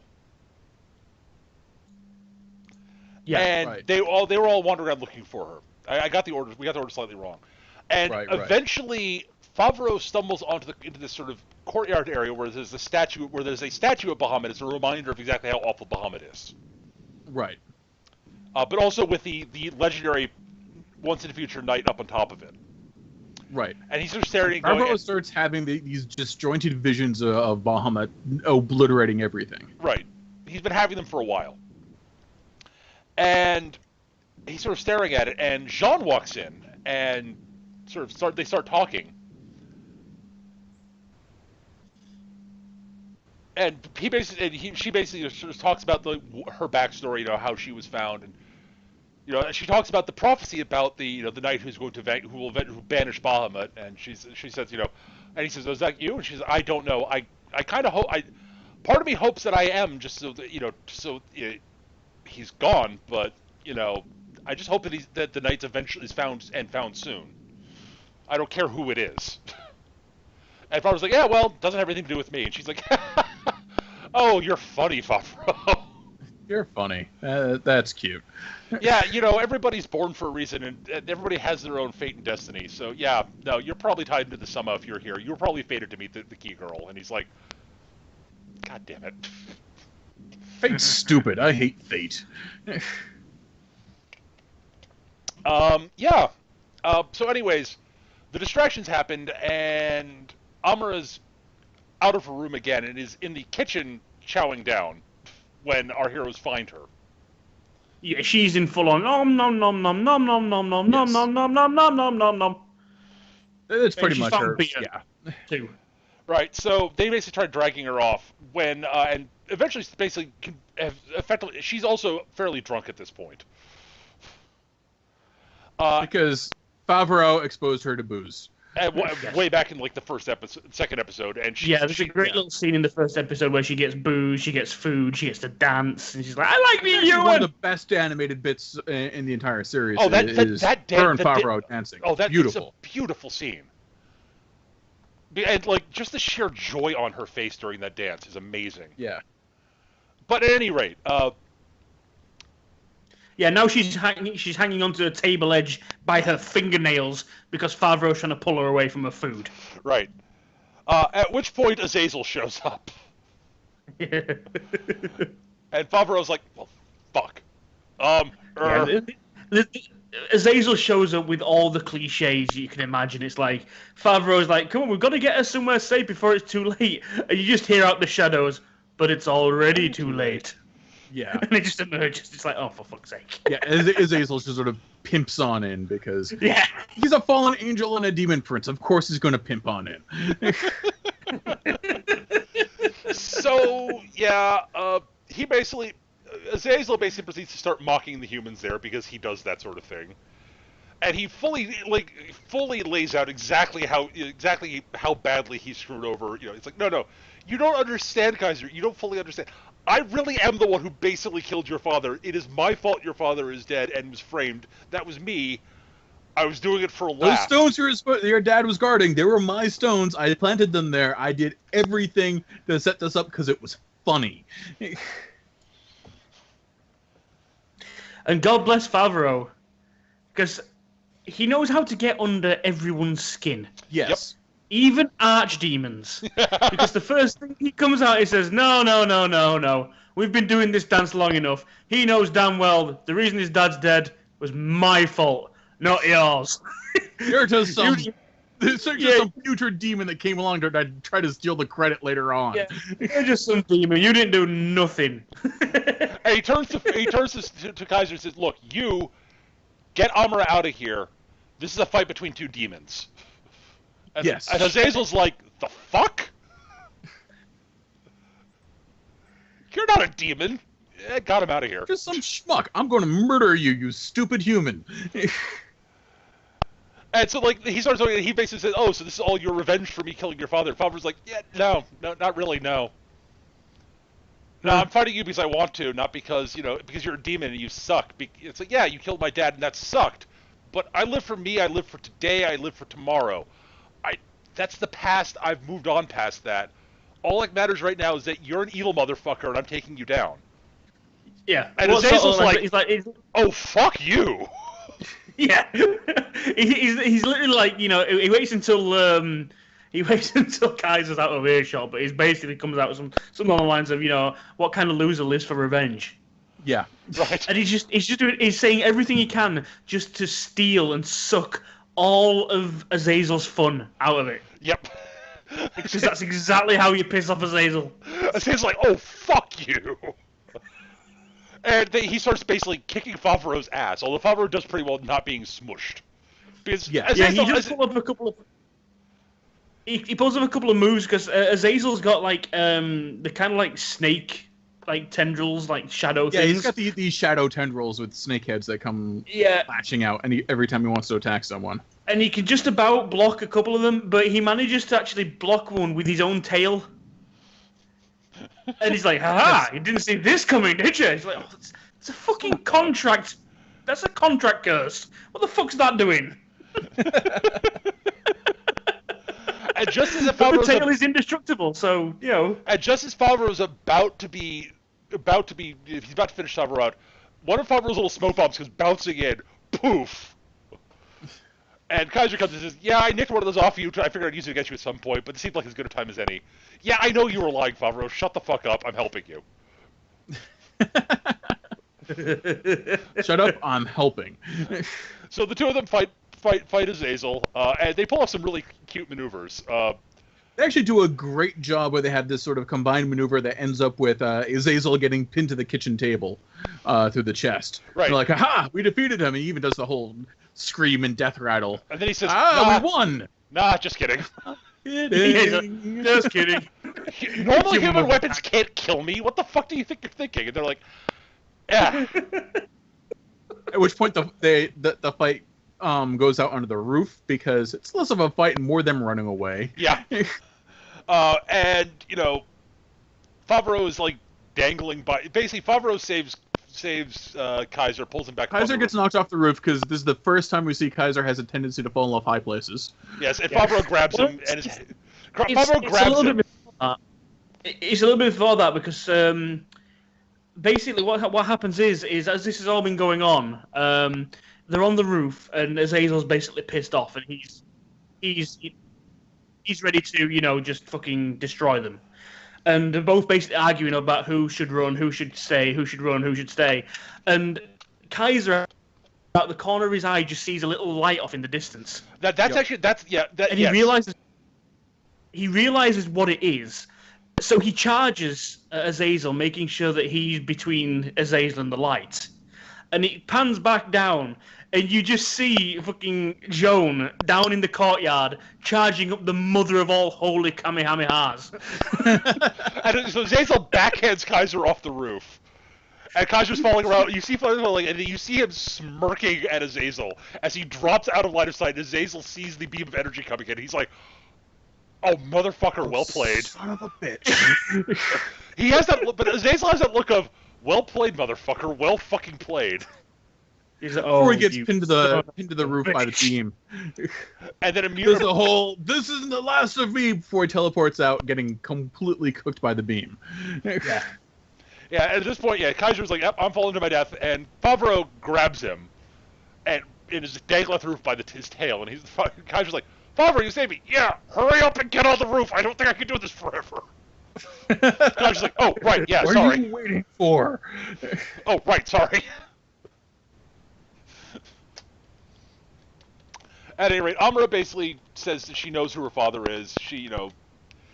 And they're out in the courtyard because there's some ceremony going on because of the battle. The angels come down and Michael comes down to bestow this powerful magic sword. And the king's like, "Yeah, sweet, I get a magic sword." And he's like, "No, this is for Joan." And the king's like, "What about me?" Yeah, your policies and all your stuff will be heaven blessed. It's great." And the king's like, but keep doing what you do.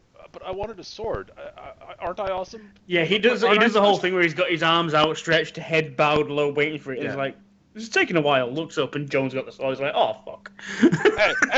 Virtually with Bray's reaction would this be, "Dude, when have you fought anything? Of course they're giving her the magic sword of god slaying. It's Jeanne d'Arc. She's a badass." Well, that's the thing. I mean, it's like you're not cool enough for this. You're gonna get the city sacked by Vikings later on.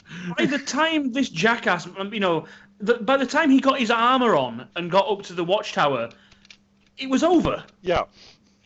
He was like, "What the fuck are you expecting?" Well, but he's the king. He's awesome. The king is the best. Clearly.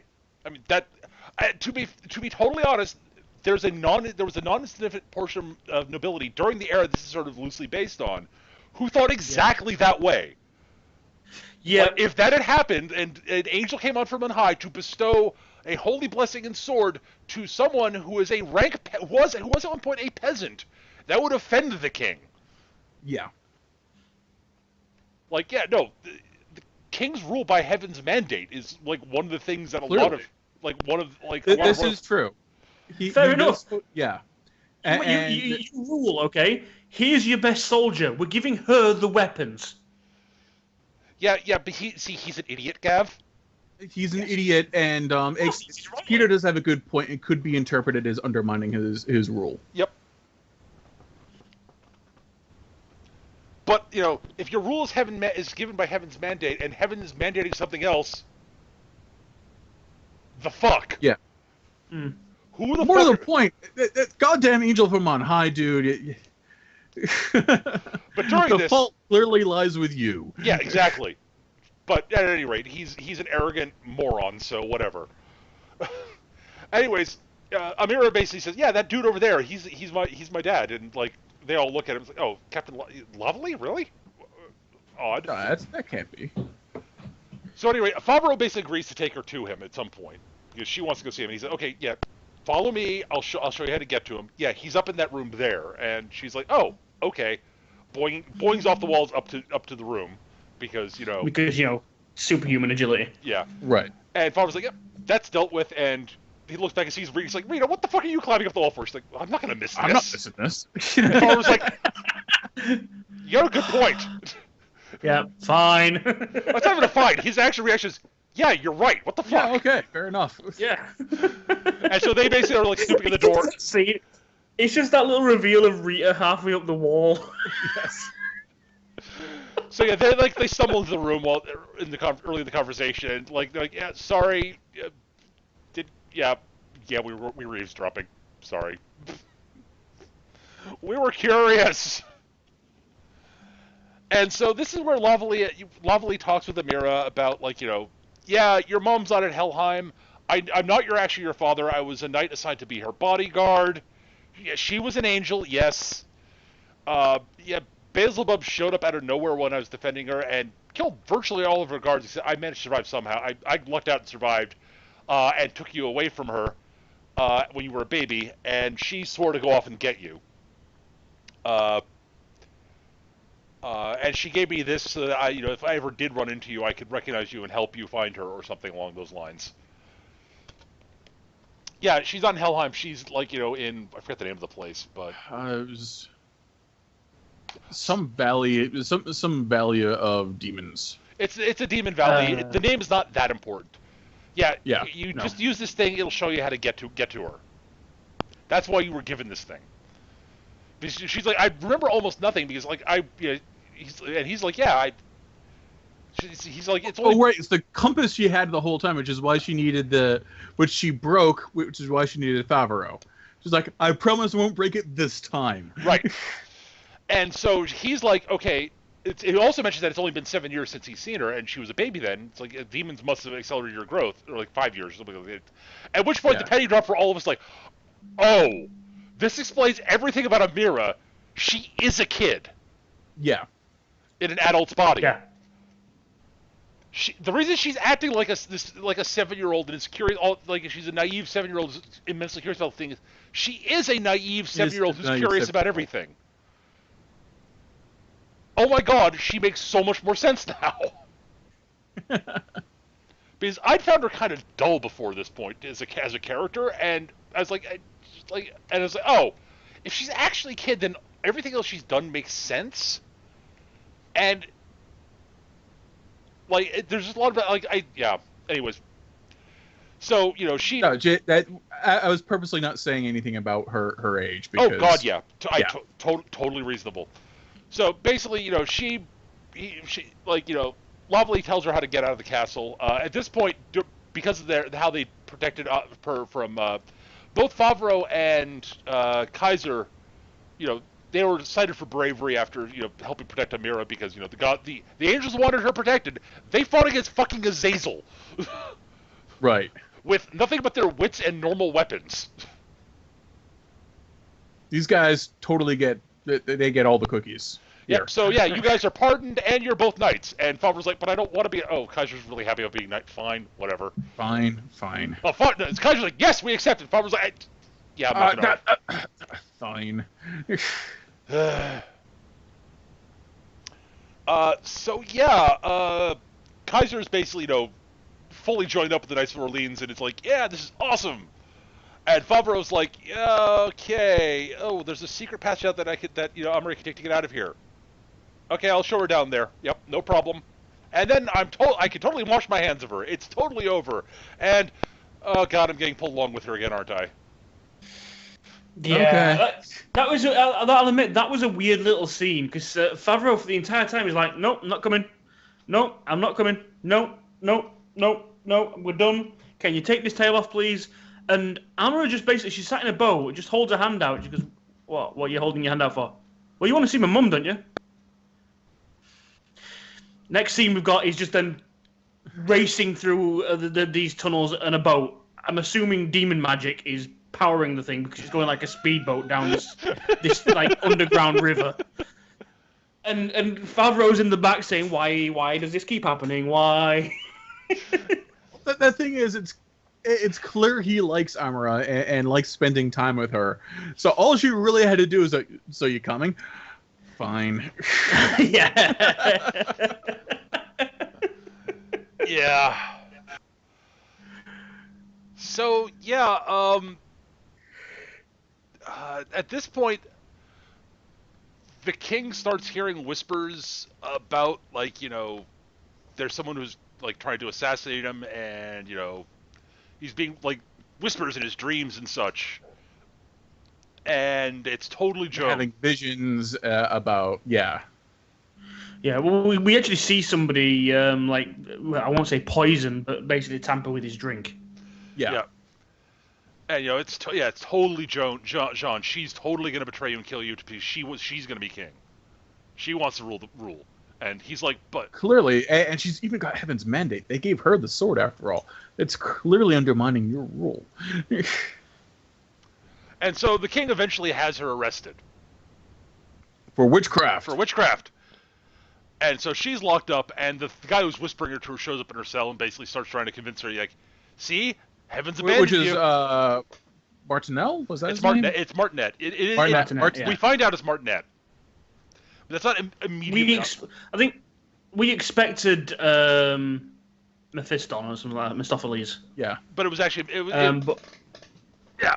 Yeah, at any rate, so Martinet's there sort of whispering to her, and she's like... For some reason in my head, I keep on remembering him as Mephistopheles.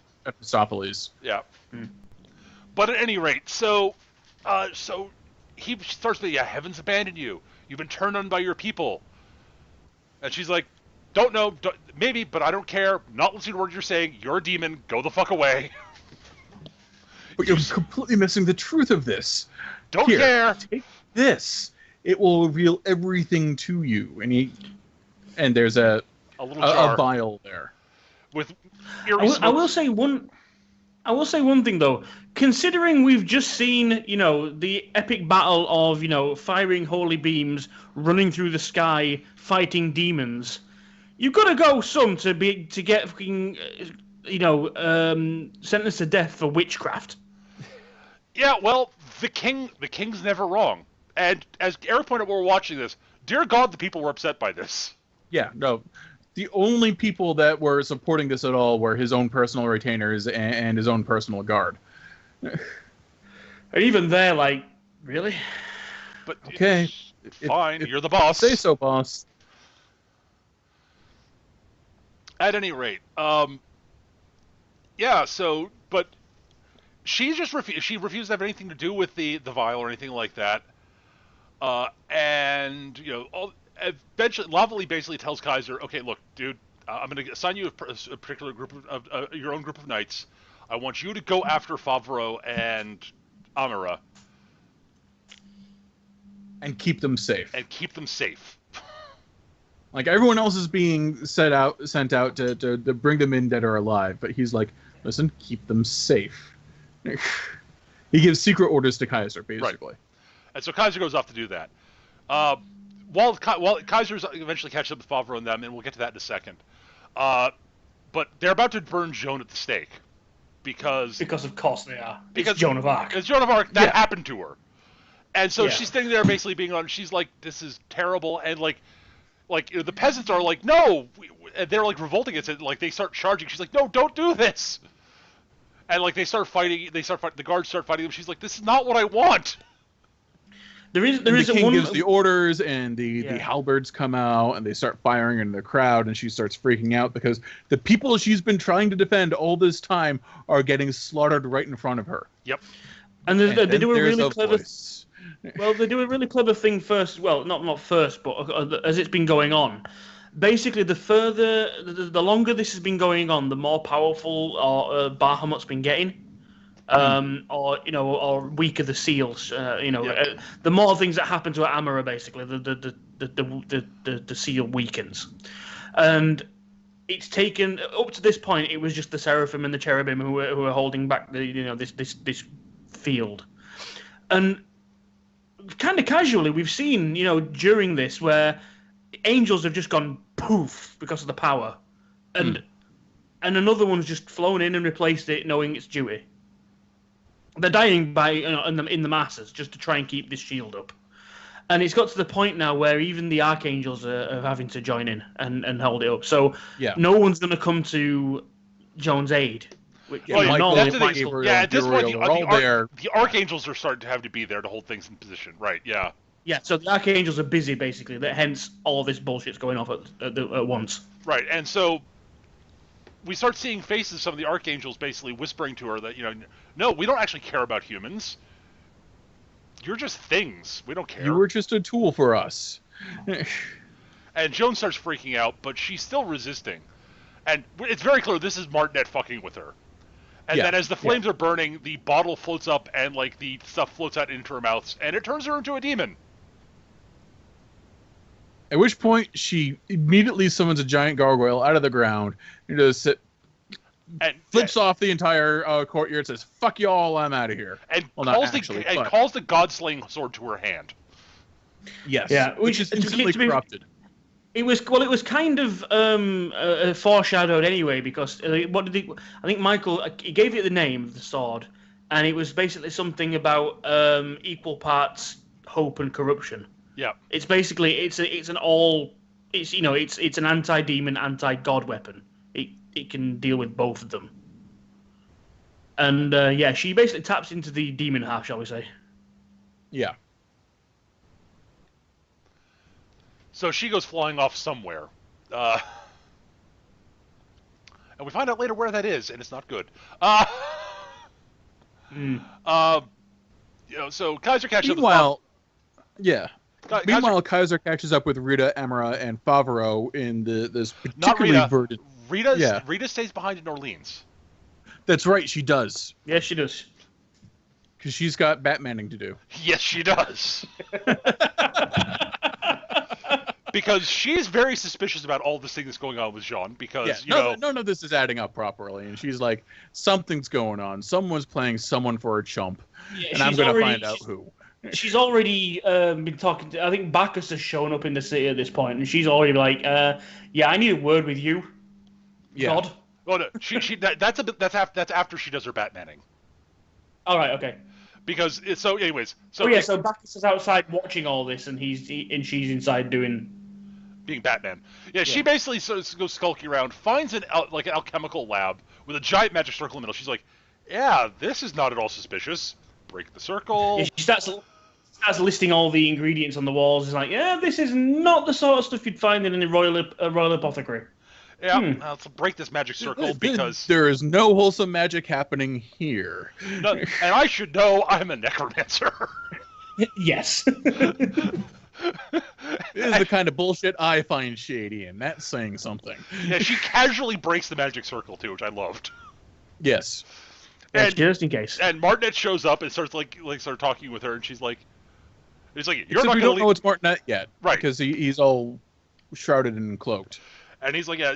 Basically, they start talking a bit, and she basically says, "Yeah, I really can't let this sort of thing go. I know you're basically, I think you're probably the one behind all this thing with Jean." And she's like, "Yeah, well, I guess I can't let you leave here alive." She's, "Oh, that's not a problem." Oh, that's not a problem. I'm a zombie. I love that. She doesn't even confirm it to him. She's just like, he's like, "Yo, you don't think you're going to leave here alive, do you?" She's like, "Yeah, that's not really a problem." And he's like, "Wait, what?" At which point she animates all the disembodied organs to attack him. And a skeleton of a fish on a wall, too. giant fish skeleton, random hearts lobbing themselves in. Yeah, there's a bunch Just of organs. There are a bunch of jars of organs in them, like preserved organs. She animates all of them. Yeah. And like he's like, okay, well, dump all those, and she's gone. Yeah, literally turns back round and she's Batman. And he's like, Yeah. okay, She Batmaned her way out. She totally Batmaned out. She's Batman. And this is when she she tracks down Bacchus and says, okay, look, I need information from you. I need a word. And Bacchus is like, okay.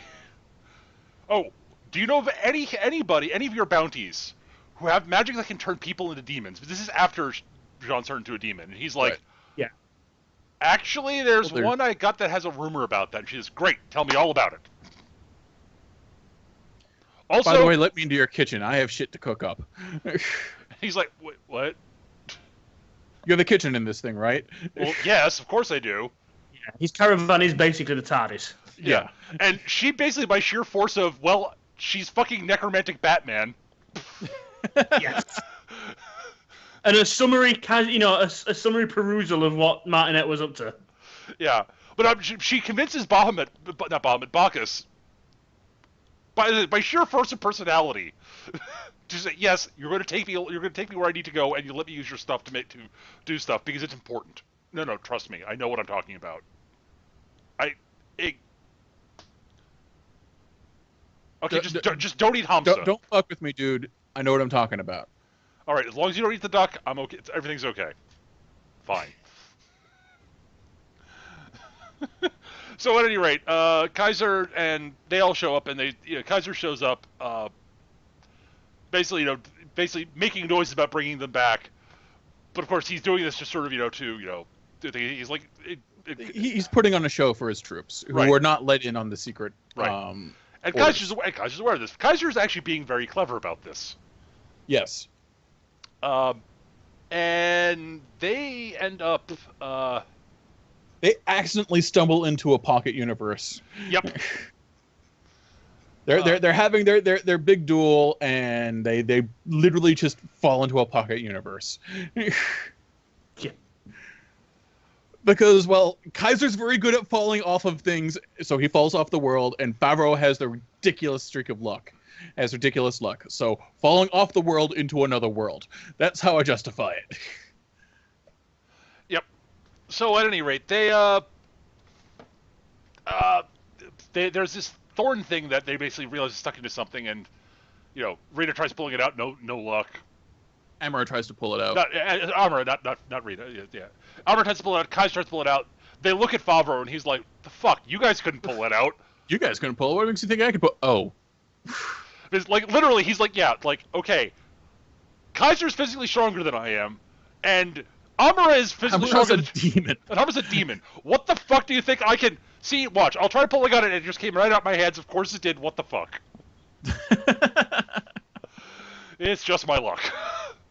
This, of course, was a thorn that was stuck in the tail of this giant dragon, who turns out is this basically observer. He exists just to observe. It's the Watcher from Marvel. Like It's like the Watcher from Marvel. I was just gonna reference him exactly. And he basically talks about like how Bahamut's blown up the world multiple times. It's just what happens. Bahamut blows up the world. A new one's formed.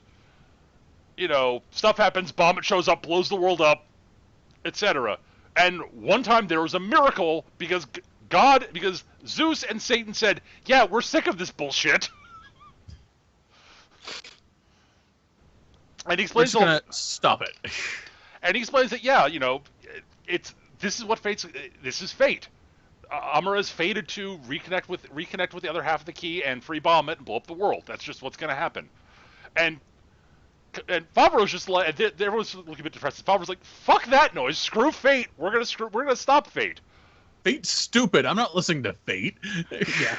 And so the dragon's like, "So you're gonna fight against fate?" He's like, "Yeah. I like you." And Favreau's like, "Wait, what?" Yeah, keep the thorn thing. That's actually one of Bahamut's thorns. It might actually be useful to you. It might be able to help you cut your way through fate. After all, it cut its way into here. It shouldn't have been able to. Right. This was it. Actually injuring me is was actually impossible. But it's fucking Bahamut, so yeah, what the fuck? It's kind of what he does. So yeah, go off, find her mom, and fight against fate. That'll be great. By the way, Favreau, if you really intend to fight against fate, you need to realize something. A, if she ever reconnects with, if she is the God Key, ever fuses into Bahamut and frees him, she can never be separated. So the only way you're really gonna be able to do this is if you kill her. And he's like, oh. I really don't want to have to do that. So yeah, they go off, and they find out that they're not in the valley they thought they were in. They're actually in Helheim now, and it's all been Beelzebub's plan all along. And Martinet was his chief manipulator. And now I shall free Bahamut and control him and destroy the world and reforge it in my own image because I'm evil.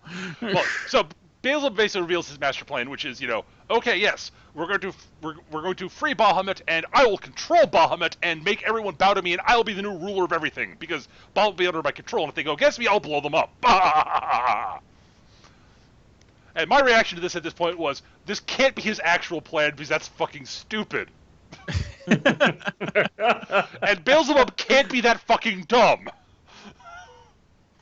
And so they reveal that, it's like, oh, so you came to find your mom. Well, here's your mom. Talk to her. Yeah, see, the thing is, she hates you. No, see, you're not her actual biological child.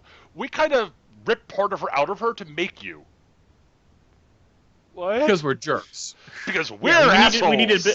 We needed a bit of Angel, and Beelzebub provided the demon bit.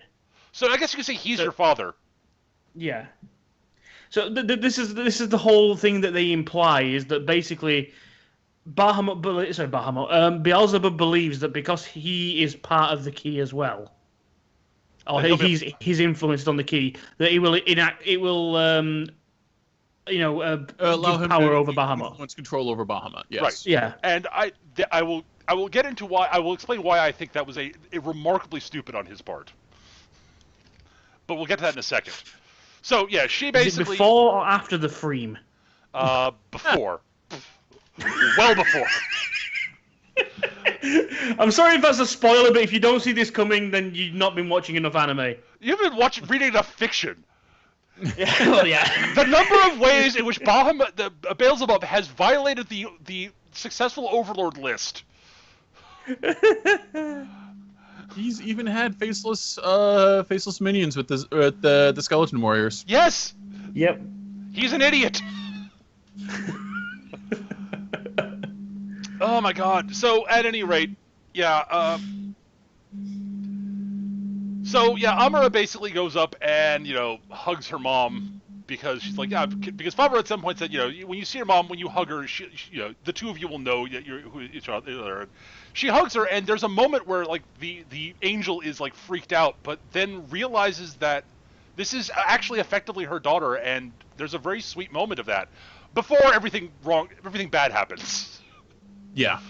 And the angel dissipates because she no longer has the prison the shield that was imprisoning her. Right. And being rended asunder kind of hurts. Right. And Beelzebub summons the demon key to unite with Amara. It does. They now have their transcendent key to open up to free Bahamut.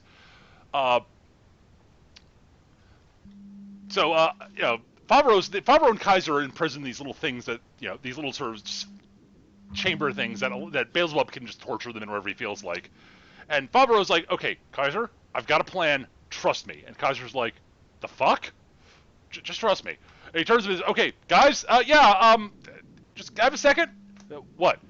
Would it be alright if I joined you guys? And Kaiser's like, the fuck? You horrible person! And how dare you? And Beelzebub's like, that's hilarious. Sure.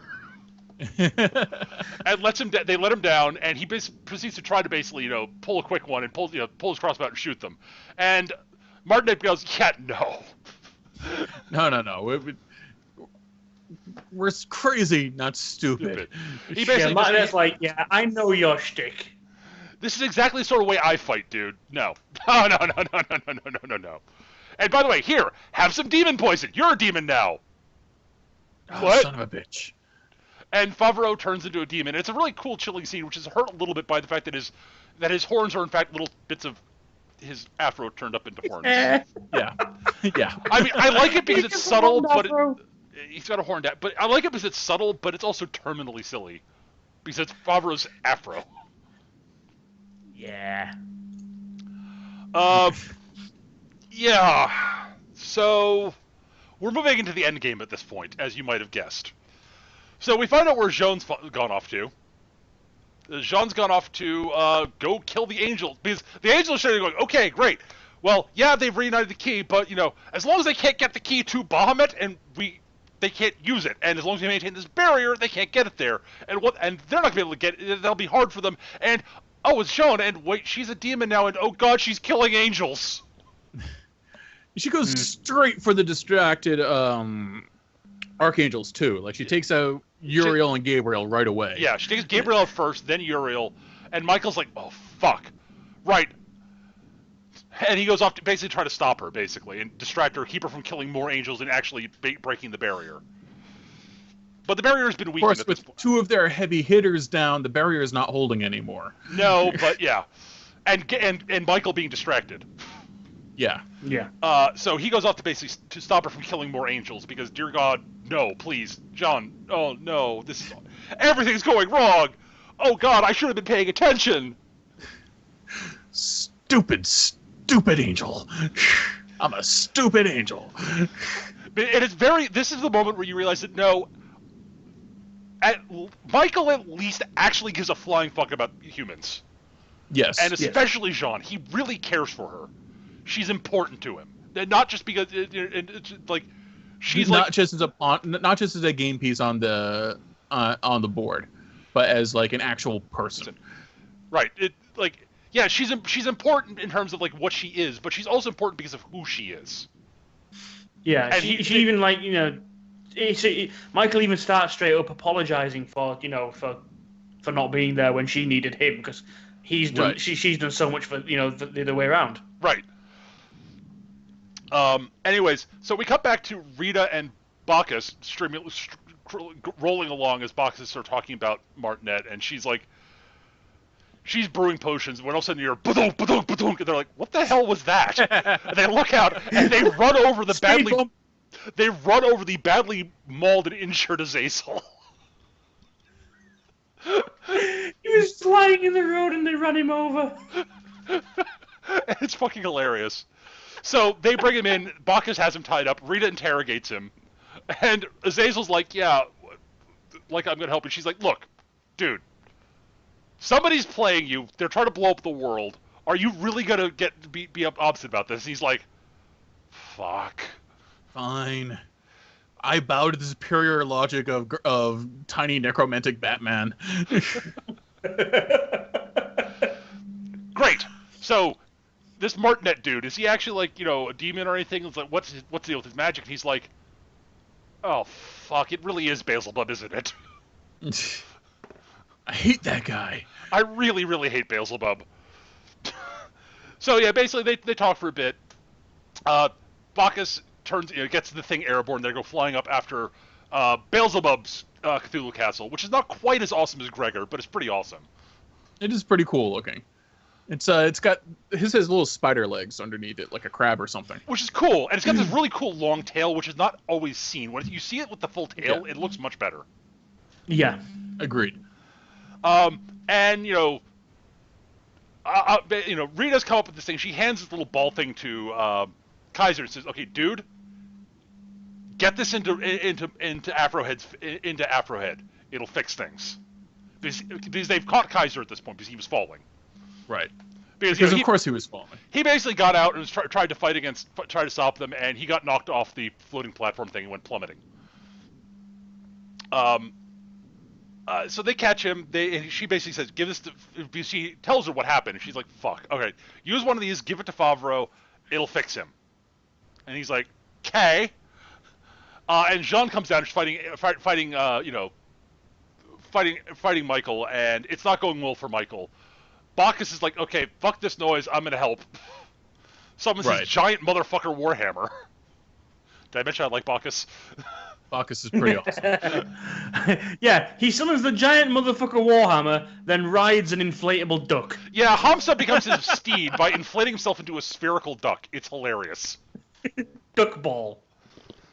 And so he goes up and deals with Jean for a while because Michael's like badly beat up. And Rita basically goes, okay, great, beautiful.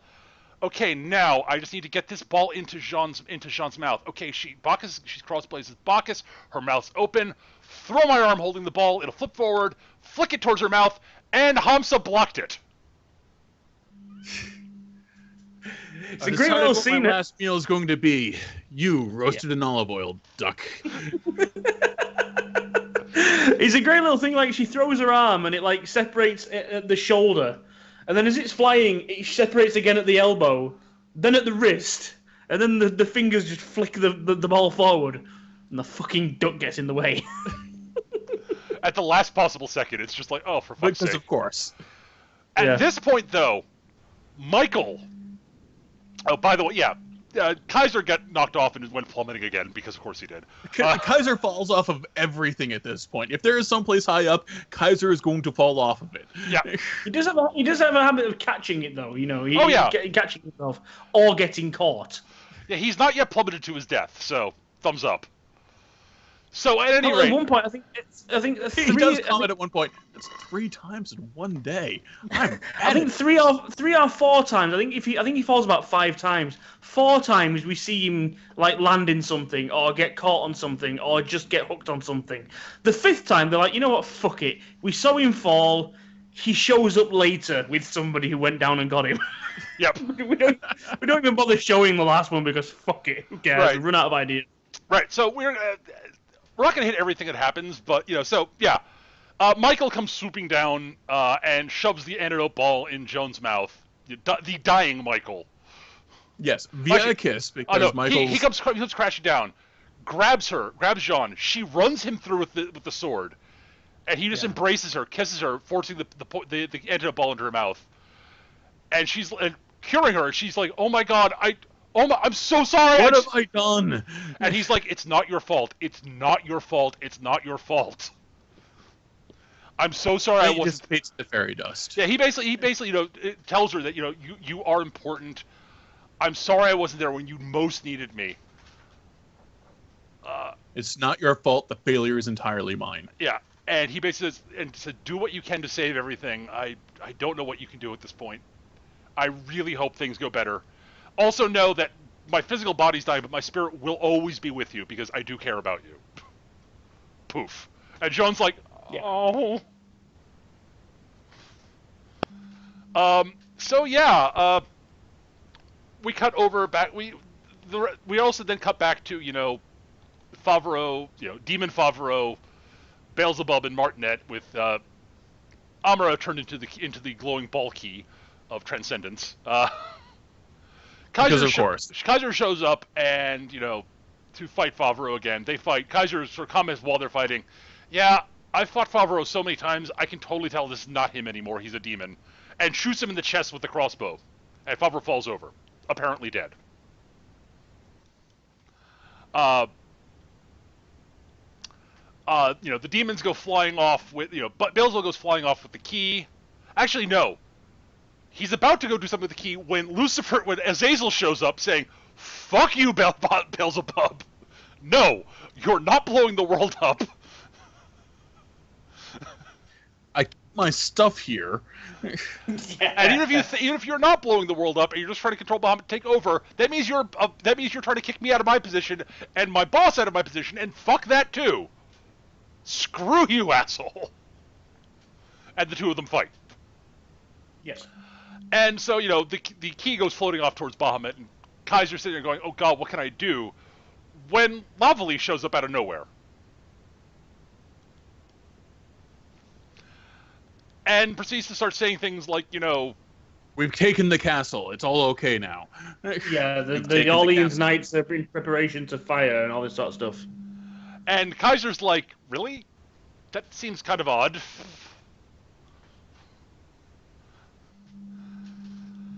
And I forget what happens next exactly? Is this where he starts pontificating how awesome all this looks and is going to be amazing? Pretty much, yeah. Yeah, so basically he's talking about how everything's fantastic and great and it's going to be amazing, and reveals that he's actually the bad guy behind all of this and kicks Kaiser off the balcony. Yep. Because Kaiser hasn't fallen off enough shit yet. Right. Yes. And reveals that he's actually Martinet and that he's been playing everybody, including... Because at this point, the key connects with Bahamut, and he's like, ah ha ha ha, great, and Beelzebub's like, yes, excellent, now smite my enemies, and Bahamut starts breathing, and yes, look at it, brilliant power, and then Bahamut's head turns to Beelzebub, and he goes, fuck you, and blows Beelzebub up. To no one's surprise except Beelzebub's. Of course he does. Yes. Yeah. Now, I promised I would say why I thought this was a terrible idea. Now, beyond the usual sort of like, okay, blah, blah, blah, blah, blah, stupid, this is a stupid plan for obvious reasons, it's fucking goddamn Bahamut who, your Satan and Zeus sacrifice themselves to turn into a fucking statue, not destroy. And you think Beelzebub, can control it. Okay, so you think that because part of you, in the guise of this sort of quasi-daughter you've made, is part of it, you can control it because she's part your blood. This would work better if I would almost believe this would be kind of an okay plan if it was the fact that you have gone through immense amounts of effort to make her hate your fucking guts. Yeah, you tried really... Yeah. Yeah. If she liked you, then maybe she would have agreed to it. But no, you have betrayed her in every conceivable way. You lied about who her mother was. Then when she was united with her mother, you had her mother killed. You basically made sure her mother disappeared and died in her arms. You corrupted the guy she likes and turned him into a demon, and then laughed when he died by the hands of his friend. Yeah. He was unwise. Yes. So yes, he pissed... In case there was any part of Amra that was in there that he could control, he guarantees she hates his guts. Well done, Beelzebub. Well done. You're a fucking moron. Yeah, at this point we have lots of stuff of Bahamut blowing the living bejesus out of everything. Yeah, he just turns into a turret of death. Yes. And, it turns out that, Rita comes swooping up onto the roof with Kaiser because, Rita's appropriated some flying monster and has caught Kaiser and flown up onto the roof with him. Because Rita's fucking awesome. Yes. I'm not arguing that she just yet again went full Batman. It's the carriage, isn't it? She's driving the carriage while Bacchus is on it looks like flying bit off the construct pulling the carriage. Oh, that's what it Yes. was. Okay, yes. Okay, that's what it was. Got it. Right. At any rate, Favreau gets up and she's like, "Oh God, it's Demon Favreau," and he's like, and Rob's like, "No, I'm fine.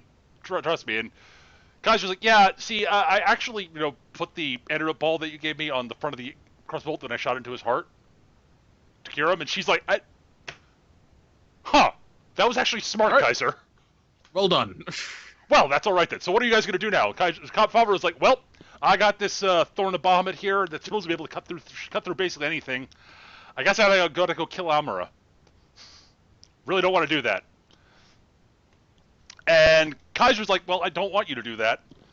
Oh, right. There's a fight. There's a great fight between Kaiser, and Favreau at the instigation of Martinet / Martinet / who it actually is, which is Giles de Rais.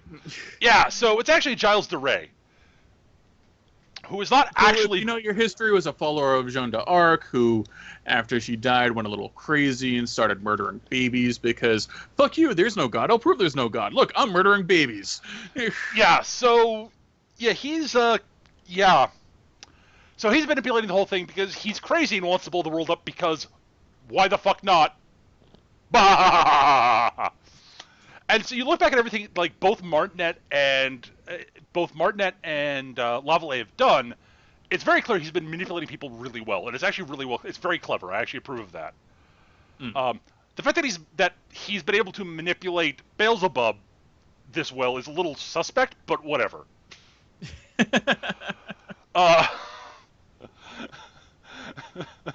And like you can sort of you start realizing that like a lot of the mannerisms and ways that that both Martinet and Lavallee phrase things are basically the same. Yes. And so and they have a lot of the same mannerisms also. Right. And so he basically, this is before they reveal that Favreau has actually been cured. So he assumes that Favreau's evil and is under his control. He and Kaiser fight, and Kaiser's doing pretty well, and disarms Favreau. But Martinet throws the sword to Favreau. Favreau proceeds to swing and cut Kaiser's hand off, and goes walking up to, and basically while they're fighting, they sort of lean in close to each other a couple of times. You see like Favreau whispering something to Kaiser, and he eventually goes walking up to, with the hand up to Martinet, the Gilles de Rais, and says, looks up at him and says, you really should be more careful about some things, like being an evil manipulating bastard with a bounty on your head, when there's a fallen knight here who's still wearing his fucking bounty hunting thing, and proceeds to do the incantation and turns him into a fucking bounty hunter. Kaiser does the incantation. Right, Kaiser does the incantation, right. Because it's his bracelet. It's Kaiser's hand. Right, and turns him into a bracelet, it turns him into a card. And Kaiser's like, oh fuck, I did not see that coming. It's a beautiful moment. I love the instant reaction as well. Is Favreau's like, so to Bacchus, so good pay for this one? And Bacchus is like, yeah, you won't be able to spend it all in one day. Yeah, it's more than you can spend in a day. Challenge accepted. Yeah. So this is the point when he goes off to go deal with Bahamut. He basically, it's like, how are we going to get there? And basically Bacchus says, yeah, Hamza, carry them up there, because Kaiser refuses to not go along because right. he's sworn to save Amara, and he's gonna do his damnedest to do so. And as Rita's sitting there bandaging his hand, going, "Nope, you're not going. I'm going." Number one, you're an idiot. Why'd you let Favreau cut off your hand? Because he wouldn't have bought it otherwise. Fine, you're still an idiot, but you're not going. No, I'm going. Fine, stupid. Get yourself killed. See if I care. Baka. Yes. So Hamza turns into a large duck that they can ride on, which is far more dignified. Plated duck. Far more Slightly more dignity there. There's infinitely more dignity than the duck sphere. I'm sorry. It's not dignified, but it is way more dignified than the duck sphere. So they go flying up to Bahamut. They land on it. We have a Shadows of Colossus sequence where they're sort of climbing along, getting bucked off by Bahamut. Yep.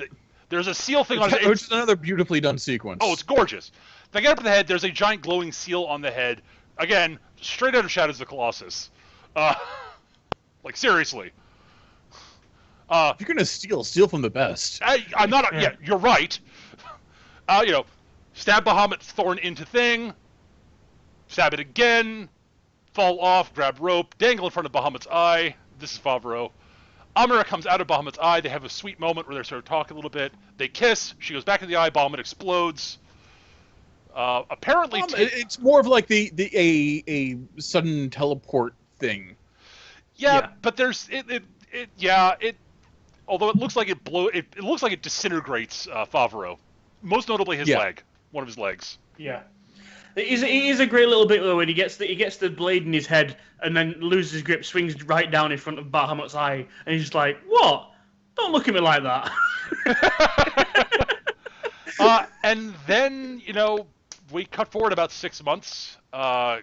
We find out Kaiser's in charge of the Royal Knights. There's a new king. There's the captain of the Knights. Yeah. There's a new monarch because the previous king died during the huge battle of Bahamut. Things fell on him and crushed him. Oh darn, he'll be missed. Oh, I'm sad. Yeah. Jean has been restored to the Knights as well. Yeah, Jean is in the Knights again. And we eventually cut over to a scene of a bar where Bar keeps talking about the whole thing about Bahamut and he's been destroyed. The Holy Knight showed up out of nowhere to do that. Favreau completed his destiny to be the Holy Knight. Duh. Right. Anyways, and Bahamut's been banished, and he's like, and you hear Favreau's voice say, "Yeah, I don't think Bahamut's actually dead." You sure? Yeah, I'm pretty sure. Cut to outside, and we'd heard notes about someone mentioned that the Captain Kaiser is late. I don't know where he is. And it turns out he's here, having chased after Favreau, so they can go run around and have fun together. The end. Yeah, it basically restarts episode 1, except now one's got a robot arm, the other's got a robot leg.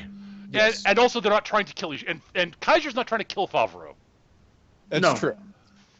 That's the important thing, is he's chasing after him, but not to actually, injure him. No, they're just going off to do adventure-y fun stuff. They're going off to have adventures, as near as we can tell. Which is fine. We were just... And I really... Oh, go on. Yeah, that's where the show ends. Roll credits, that's it. See, I really, really wish that we were rushing that ending, but unfortunately... We're not. No. We're not. It does end pretty abruptly. The ending kind of falls apart, which is a shame because I really like a lot of the rest of this show. Yep. It's beautifully animated. I really enjoy all of the characters. Even Amuro, who's really little more than a MacGuffin for a lot of it. All of her bullshit comes together as, oh, she's 5. Yeah. So yeah, I was going into final thoughts. I was going to say, and I was going to start with Gav. I figured I'd leave the last for you, Eric, because it was your recommendation. Sure. Yeah. So Gav, your final thoughts. Well, like I said, the show itself was great, and then the ending just kind of went poof. Great final scene, and it's literally up until the point where that coda begins, where the explosion of Bahamut, and then it just cuts to 6 months later. Everything from that point onwards is waste.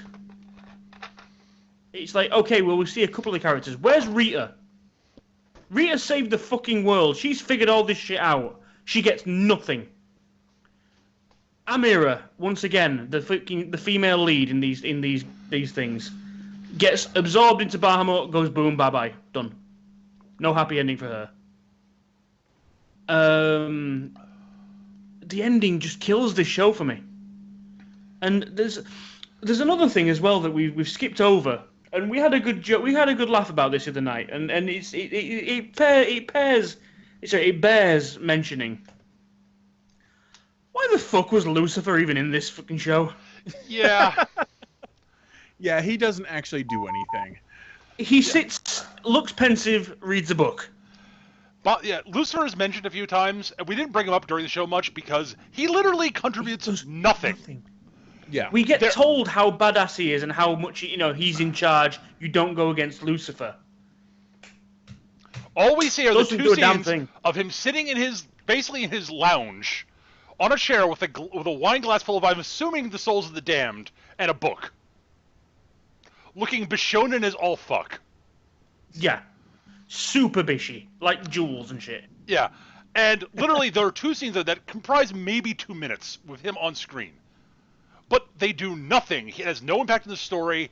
Like, literally, you could remove him and it would affect the story not at all.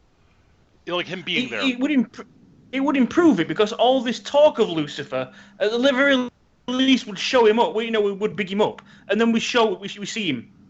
The problem is we see him doing fuck all. And all that talk just goes right out the window. Yep. And it's 2 minutes of animation that could have been put into a fucking ending. Yep. Yeah, no, I'm convinced Lucifer was in there, but via contract mandate. Oh, I'm assuming have him in there. I'm assuming he's Fine. a card. I'm assuming he's a card in the game, and they had to have him in there somewhere. Yeah, probably. But it's like we were joking. We were joking. We were saying, what was it now? One of them saying, "How dare you go against the orders of Lucifer?" Azazel versus Beelzebub. It's like, how dare you go against the orders of Lucifer? And it's like, all Beelzebub has to say is, well, what was the last order he gave me? Go to the fucking library. Because that's all he seems.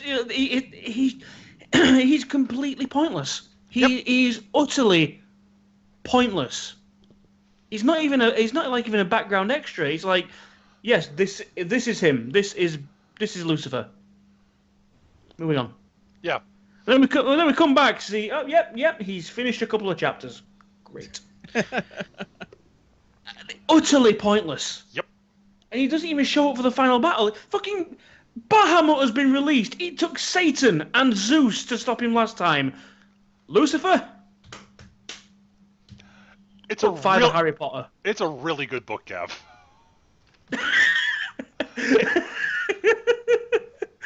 It's like, just one more chapter. I'll check it out. One more chapter. I'll be right there, guys. Yeah, and then by the time he realizes it's like 3 in the morning, and the humans have already sorted it all out. So, yeah. All right. Like literally, the only thing I can think of is he's waiting for the humans to sort it out because this has all been Lucifer's master plan to get rid of Bahamut, to get rid of his disloyal lieutenants, and to weaken the gods. Yeah, I mean, we were joking. It's like by the end of it, everyone's dead. Okay, Michael and most of the archangels are gone. Right? There are a bunch of gods the bunch of gods we see wiped out. We're not sure who all of them are. A bunch of demons are wiped out. We're not sure most of them are. Yeah, there's a fair few demons though left on the ground. There's Azazel still kicking around, and then there's Lucifer. So Lucifer is pretty much in the power seat right now. But if you'd ask him that, he'd just basically look up from his book and wonder where the fuck everyone was. As I said, if it actually turned out this is all Lucifer basically scheming to wipe out Bahamut, to get rid of Bahamut, basically maneuvering everybody so that Favreau would get the thorn and stab Bahamut, and like he knew that Beelzebub was doing this, that Giles de Rais was manipulating him, and all this is all part of Lucifer's master plan, and it ended up because by him doing nothing, he's actually sitting there in a position of power. If his position is strengthened, and there's no longer the hanging sword of Damocles that is Bahamut hanging over everybody's head. Mm. And his disloyal lieutenant, gone. Much of the host of heaven, gone. Gone. Most of the moron demons who worked under him, gone. Except for Pazuzu. Pazuzu was all right. He wasn't very smart, though. No, it's true. He was very good at what he did. I think even Kerberos gets taken out. Yeah, and Azazel's proved his loyalty. Yeah. Yeah. And his competence. It's if this was actually directly stated and implied, that would have been awesome. Yeah. Yeah, just like add a little bit at the end where he like takes a sip from his glass and goes, "Well, that went well." Yeah, something like that. Like, but no, he doesn't even have a fucking line. No, as far as I can tell, he's got a voice actor listed. He's got a voice actor listed. I can't remember. He says a couple of words in the scenes in his library, but that's about it. Yeah. Seriously, if they'd either developed him more or cut him out, it would have been better. Yes. Yes. You could have done so much more. Like I've said, the story, the show itself, I actually was looking forward. I mean, we've kind of got this rhythm on our show now, where we basically Saturday nights is our viewing nights. Right. This is one of the few. Well, I won't say one of the few ones because I don't want to talk down of any of the shows that we've watched previously because they're all good. But this is one that I actually wanted to finish. I wanted to see where this went, and I was pushing for a couple of other nights. It didn't really happen, but just because of our schedules and stuff. But I would have liked to have got through this even quicker, and we took 2 weeks to do with this. I'd have done this in a weekend. But I liked this, okay? I liked this show. But that ending just takes all the fucking joy out of it. That little wrap up it only wraps up 2 characters, and it leaves more questions. Yeah. And like I've said, the women, at least for the ending, we see Jean back in the guard, great. But like I said, Amira is gone. She was fused with Bahamut. That's it. She's done. And Rita gets nothing. Yeah, she's not even in the background. She's not even stood in the background with both Lucifer and Rita. But Amaro was doomed for the beginning. Come on, man. She had doom painted across her forehead. I mean, they did the usual thing. They made her the likable, she loved life sort of person. Of course, she was going to die. But like she was waving death flags from about halfway through. Yeah. Right. So, but like I say, enjoyable. I liked it. It's a great show, but the ending lacked. Yeah, I agree with Gavin basically all of those points. The animation, as Eric will go into probably, is spectacular. The art design is beautiful. The color choices are great. I love the character designs for the most part. aside from Favreau and Kaiser's hair, which are both ludicrous, but whatever. Intentionally so, I'm certain. Oh God, yes, absolutely. I love most of the characters. The ending is just unfortunate. That said, I'm willing to look past that because the ride was so worth it. It's not a great show. I would never describe this as a great series, but it is fun. It is pretty, and there are some really likable characters in it. So I really do think it's a worth a watch. So Eric, you got the hammer because it was your recommendation.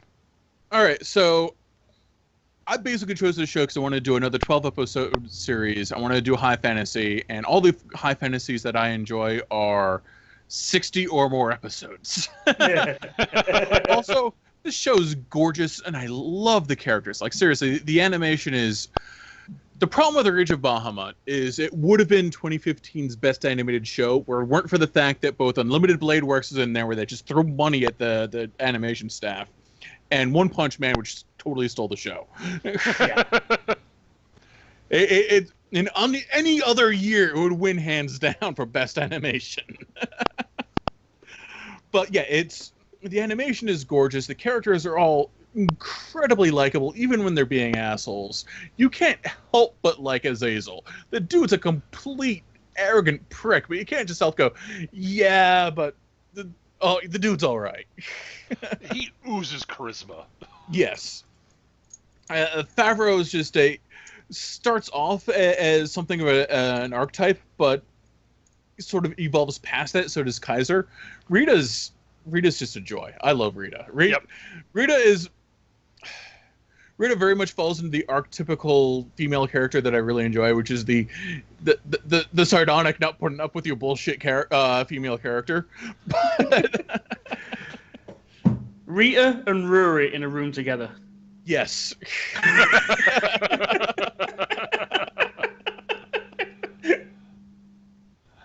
Oh God. And I really like the juxtaposition of these big world-shattering conspiracies happening alongside just dicking around in a bar, dancing and having a good time. And I like that, and that how it all boils down to just a few people trying to get by, despite the fact the world's exploding. However, I don't hate the ending as much as Peter and Gav do, but it is absolutely the weakest part. Lucifer, I honestly forgot Lucifer was in the show until he showed back up. He has no bearing on the plot. He doesn't do anything. He just shows up, looks pretty, reads a book. The end. And yeah, Rita could have done with a coda, but Rita being Rita, I kind of expect just sort of going, okay, everybody's safe. Everybody I care about is safe. I'm going to go fuck off for another 200 years. Maybe I'll check in on them then. Because clearly they'll still be alive. These assholes aren't going to die anytime soon. To be fair, if they have, then she can visit them anyway. Right. She can just bring them back anyway. It's not a big deal for her. Right. But yeah, the ending is definitely the weakest part. It's kind of feels a little rushed, feels very cliche. I like the twist with Giles DeRay, but that's about it. Amara was doomed from the beginning. She wasn't going to survive the series. That much was clear. But it was just sort of, I don't know. It didn't quite click. I don't have the rage boner that Gav has for the ending. But yeah, it didn't click, and it's clearly the weakest part of the show. I just get annoyed with when they rush through the story and give us this awesome climax, and then just say, that's enough. No, I totally understand that. And they kind of just dick over the characters, I think, a little bit. And yeah, and this is one of those shows that I really wished was 15 episodes. Yeah, it could have used another episode or two. Definitely agree with that. The ending needed to be better paced, and there's just some stuff that needed to be a bit more explained. Either it needed to be Yeah. even more. Either there definitively had to be a second series coming up, and this had to be a more conclusive. Yes, the story will continue. Right, No, but I will say the ending leaves it open for a possible sequel, but Right. it's not. It's very much, yeah, we're not going to close the door on that, but all the plot threads are tied up. Right. Yeah. Kaiser and Favreau are going to go have fun, and maybe we'll follow them later if we get around to doing another season. We probably won't. You know, one thing that I don't remember whether it got answered, and really should have been. Does Favreau still have a tail? No idea. I think we can infer probably not, seeing as he did get Rita's demon antidote, and Amara's dead, or at least in another dimension. I'm assuming they may have implied it when Amara kissed him when she came out of Bahamut. Right. It was a kiss. At the put it very on there least, in that first place. should that should like end the contract. Yeah, but it's like they don't tell us. It's like they forgot to mention. I guess you're right. I guess they don't tell us, but at the same time, there are You can so imply- many reasons that it should not be there. I'm going to assume it's not. You can Between the imply demon antidote and Yeah. Amara's kiss, and the fact Amara's not around anymore, or It's even just the existing fact as a that- separate entity, yeah. It's just the fact that obviously by the end of it, it wasn't the driving factor. That contract. Right. It was the didn't thing do- that got him. It was the hook But to get him into It the was event. the excuse he used to follow it along Yes. the whole time. Because, yeah, and here's the thing: like, once he was on board, he didn't need the tail. It's just they needed to get him on board. Yeah. Right. Anyways, that is going to be it for this episode. Thank you so much for watching, everybody. I hope you had fun. We are going on to Gav's recommendation next. Gav, what is the next thing we're watching? Something completely different. Something Got from my points. something from my vault. Basically, we're going into the world of romance and tragedy. In Japan, it's known as Saikano. For us, She, the ultimate weapon. All right, then. So that's what we'll be doing next time, guys. I'm glad that you announced the name with the appropriate amount of gravitas. That's right. Thank you so much for everybody listening. I hope you enjoyed it. We record this when we record on Monday nights, starting around about 7 p.m. Eastern here on hitbox.tv/mecha-gm. Recordings go up on YouTube as soon as I can get them up there. My YouTube channel is youtube.com/mechagm. This is for people listening to this live. And thank you again, guys. Hope you enjoyed it, and we'll see you guys soon. Take care, everybody. Bye, humans. Bye bye.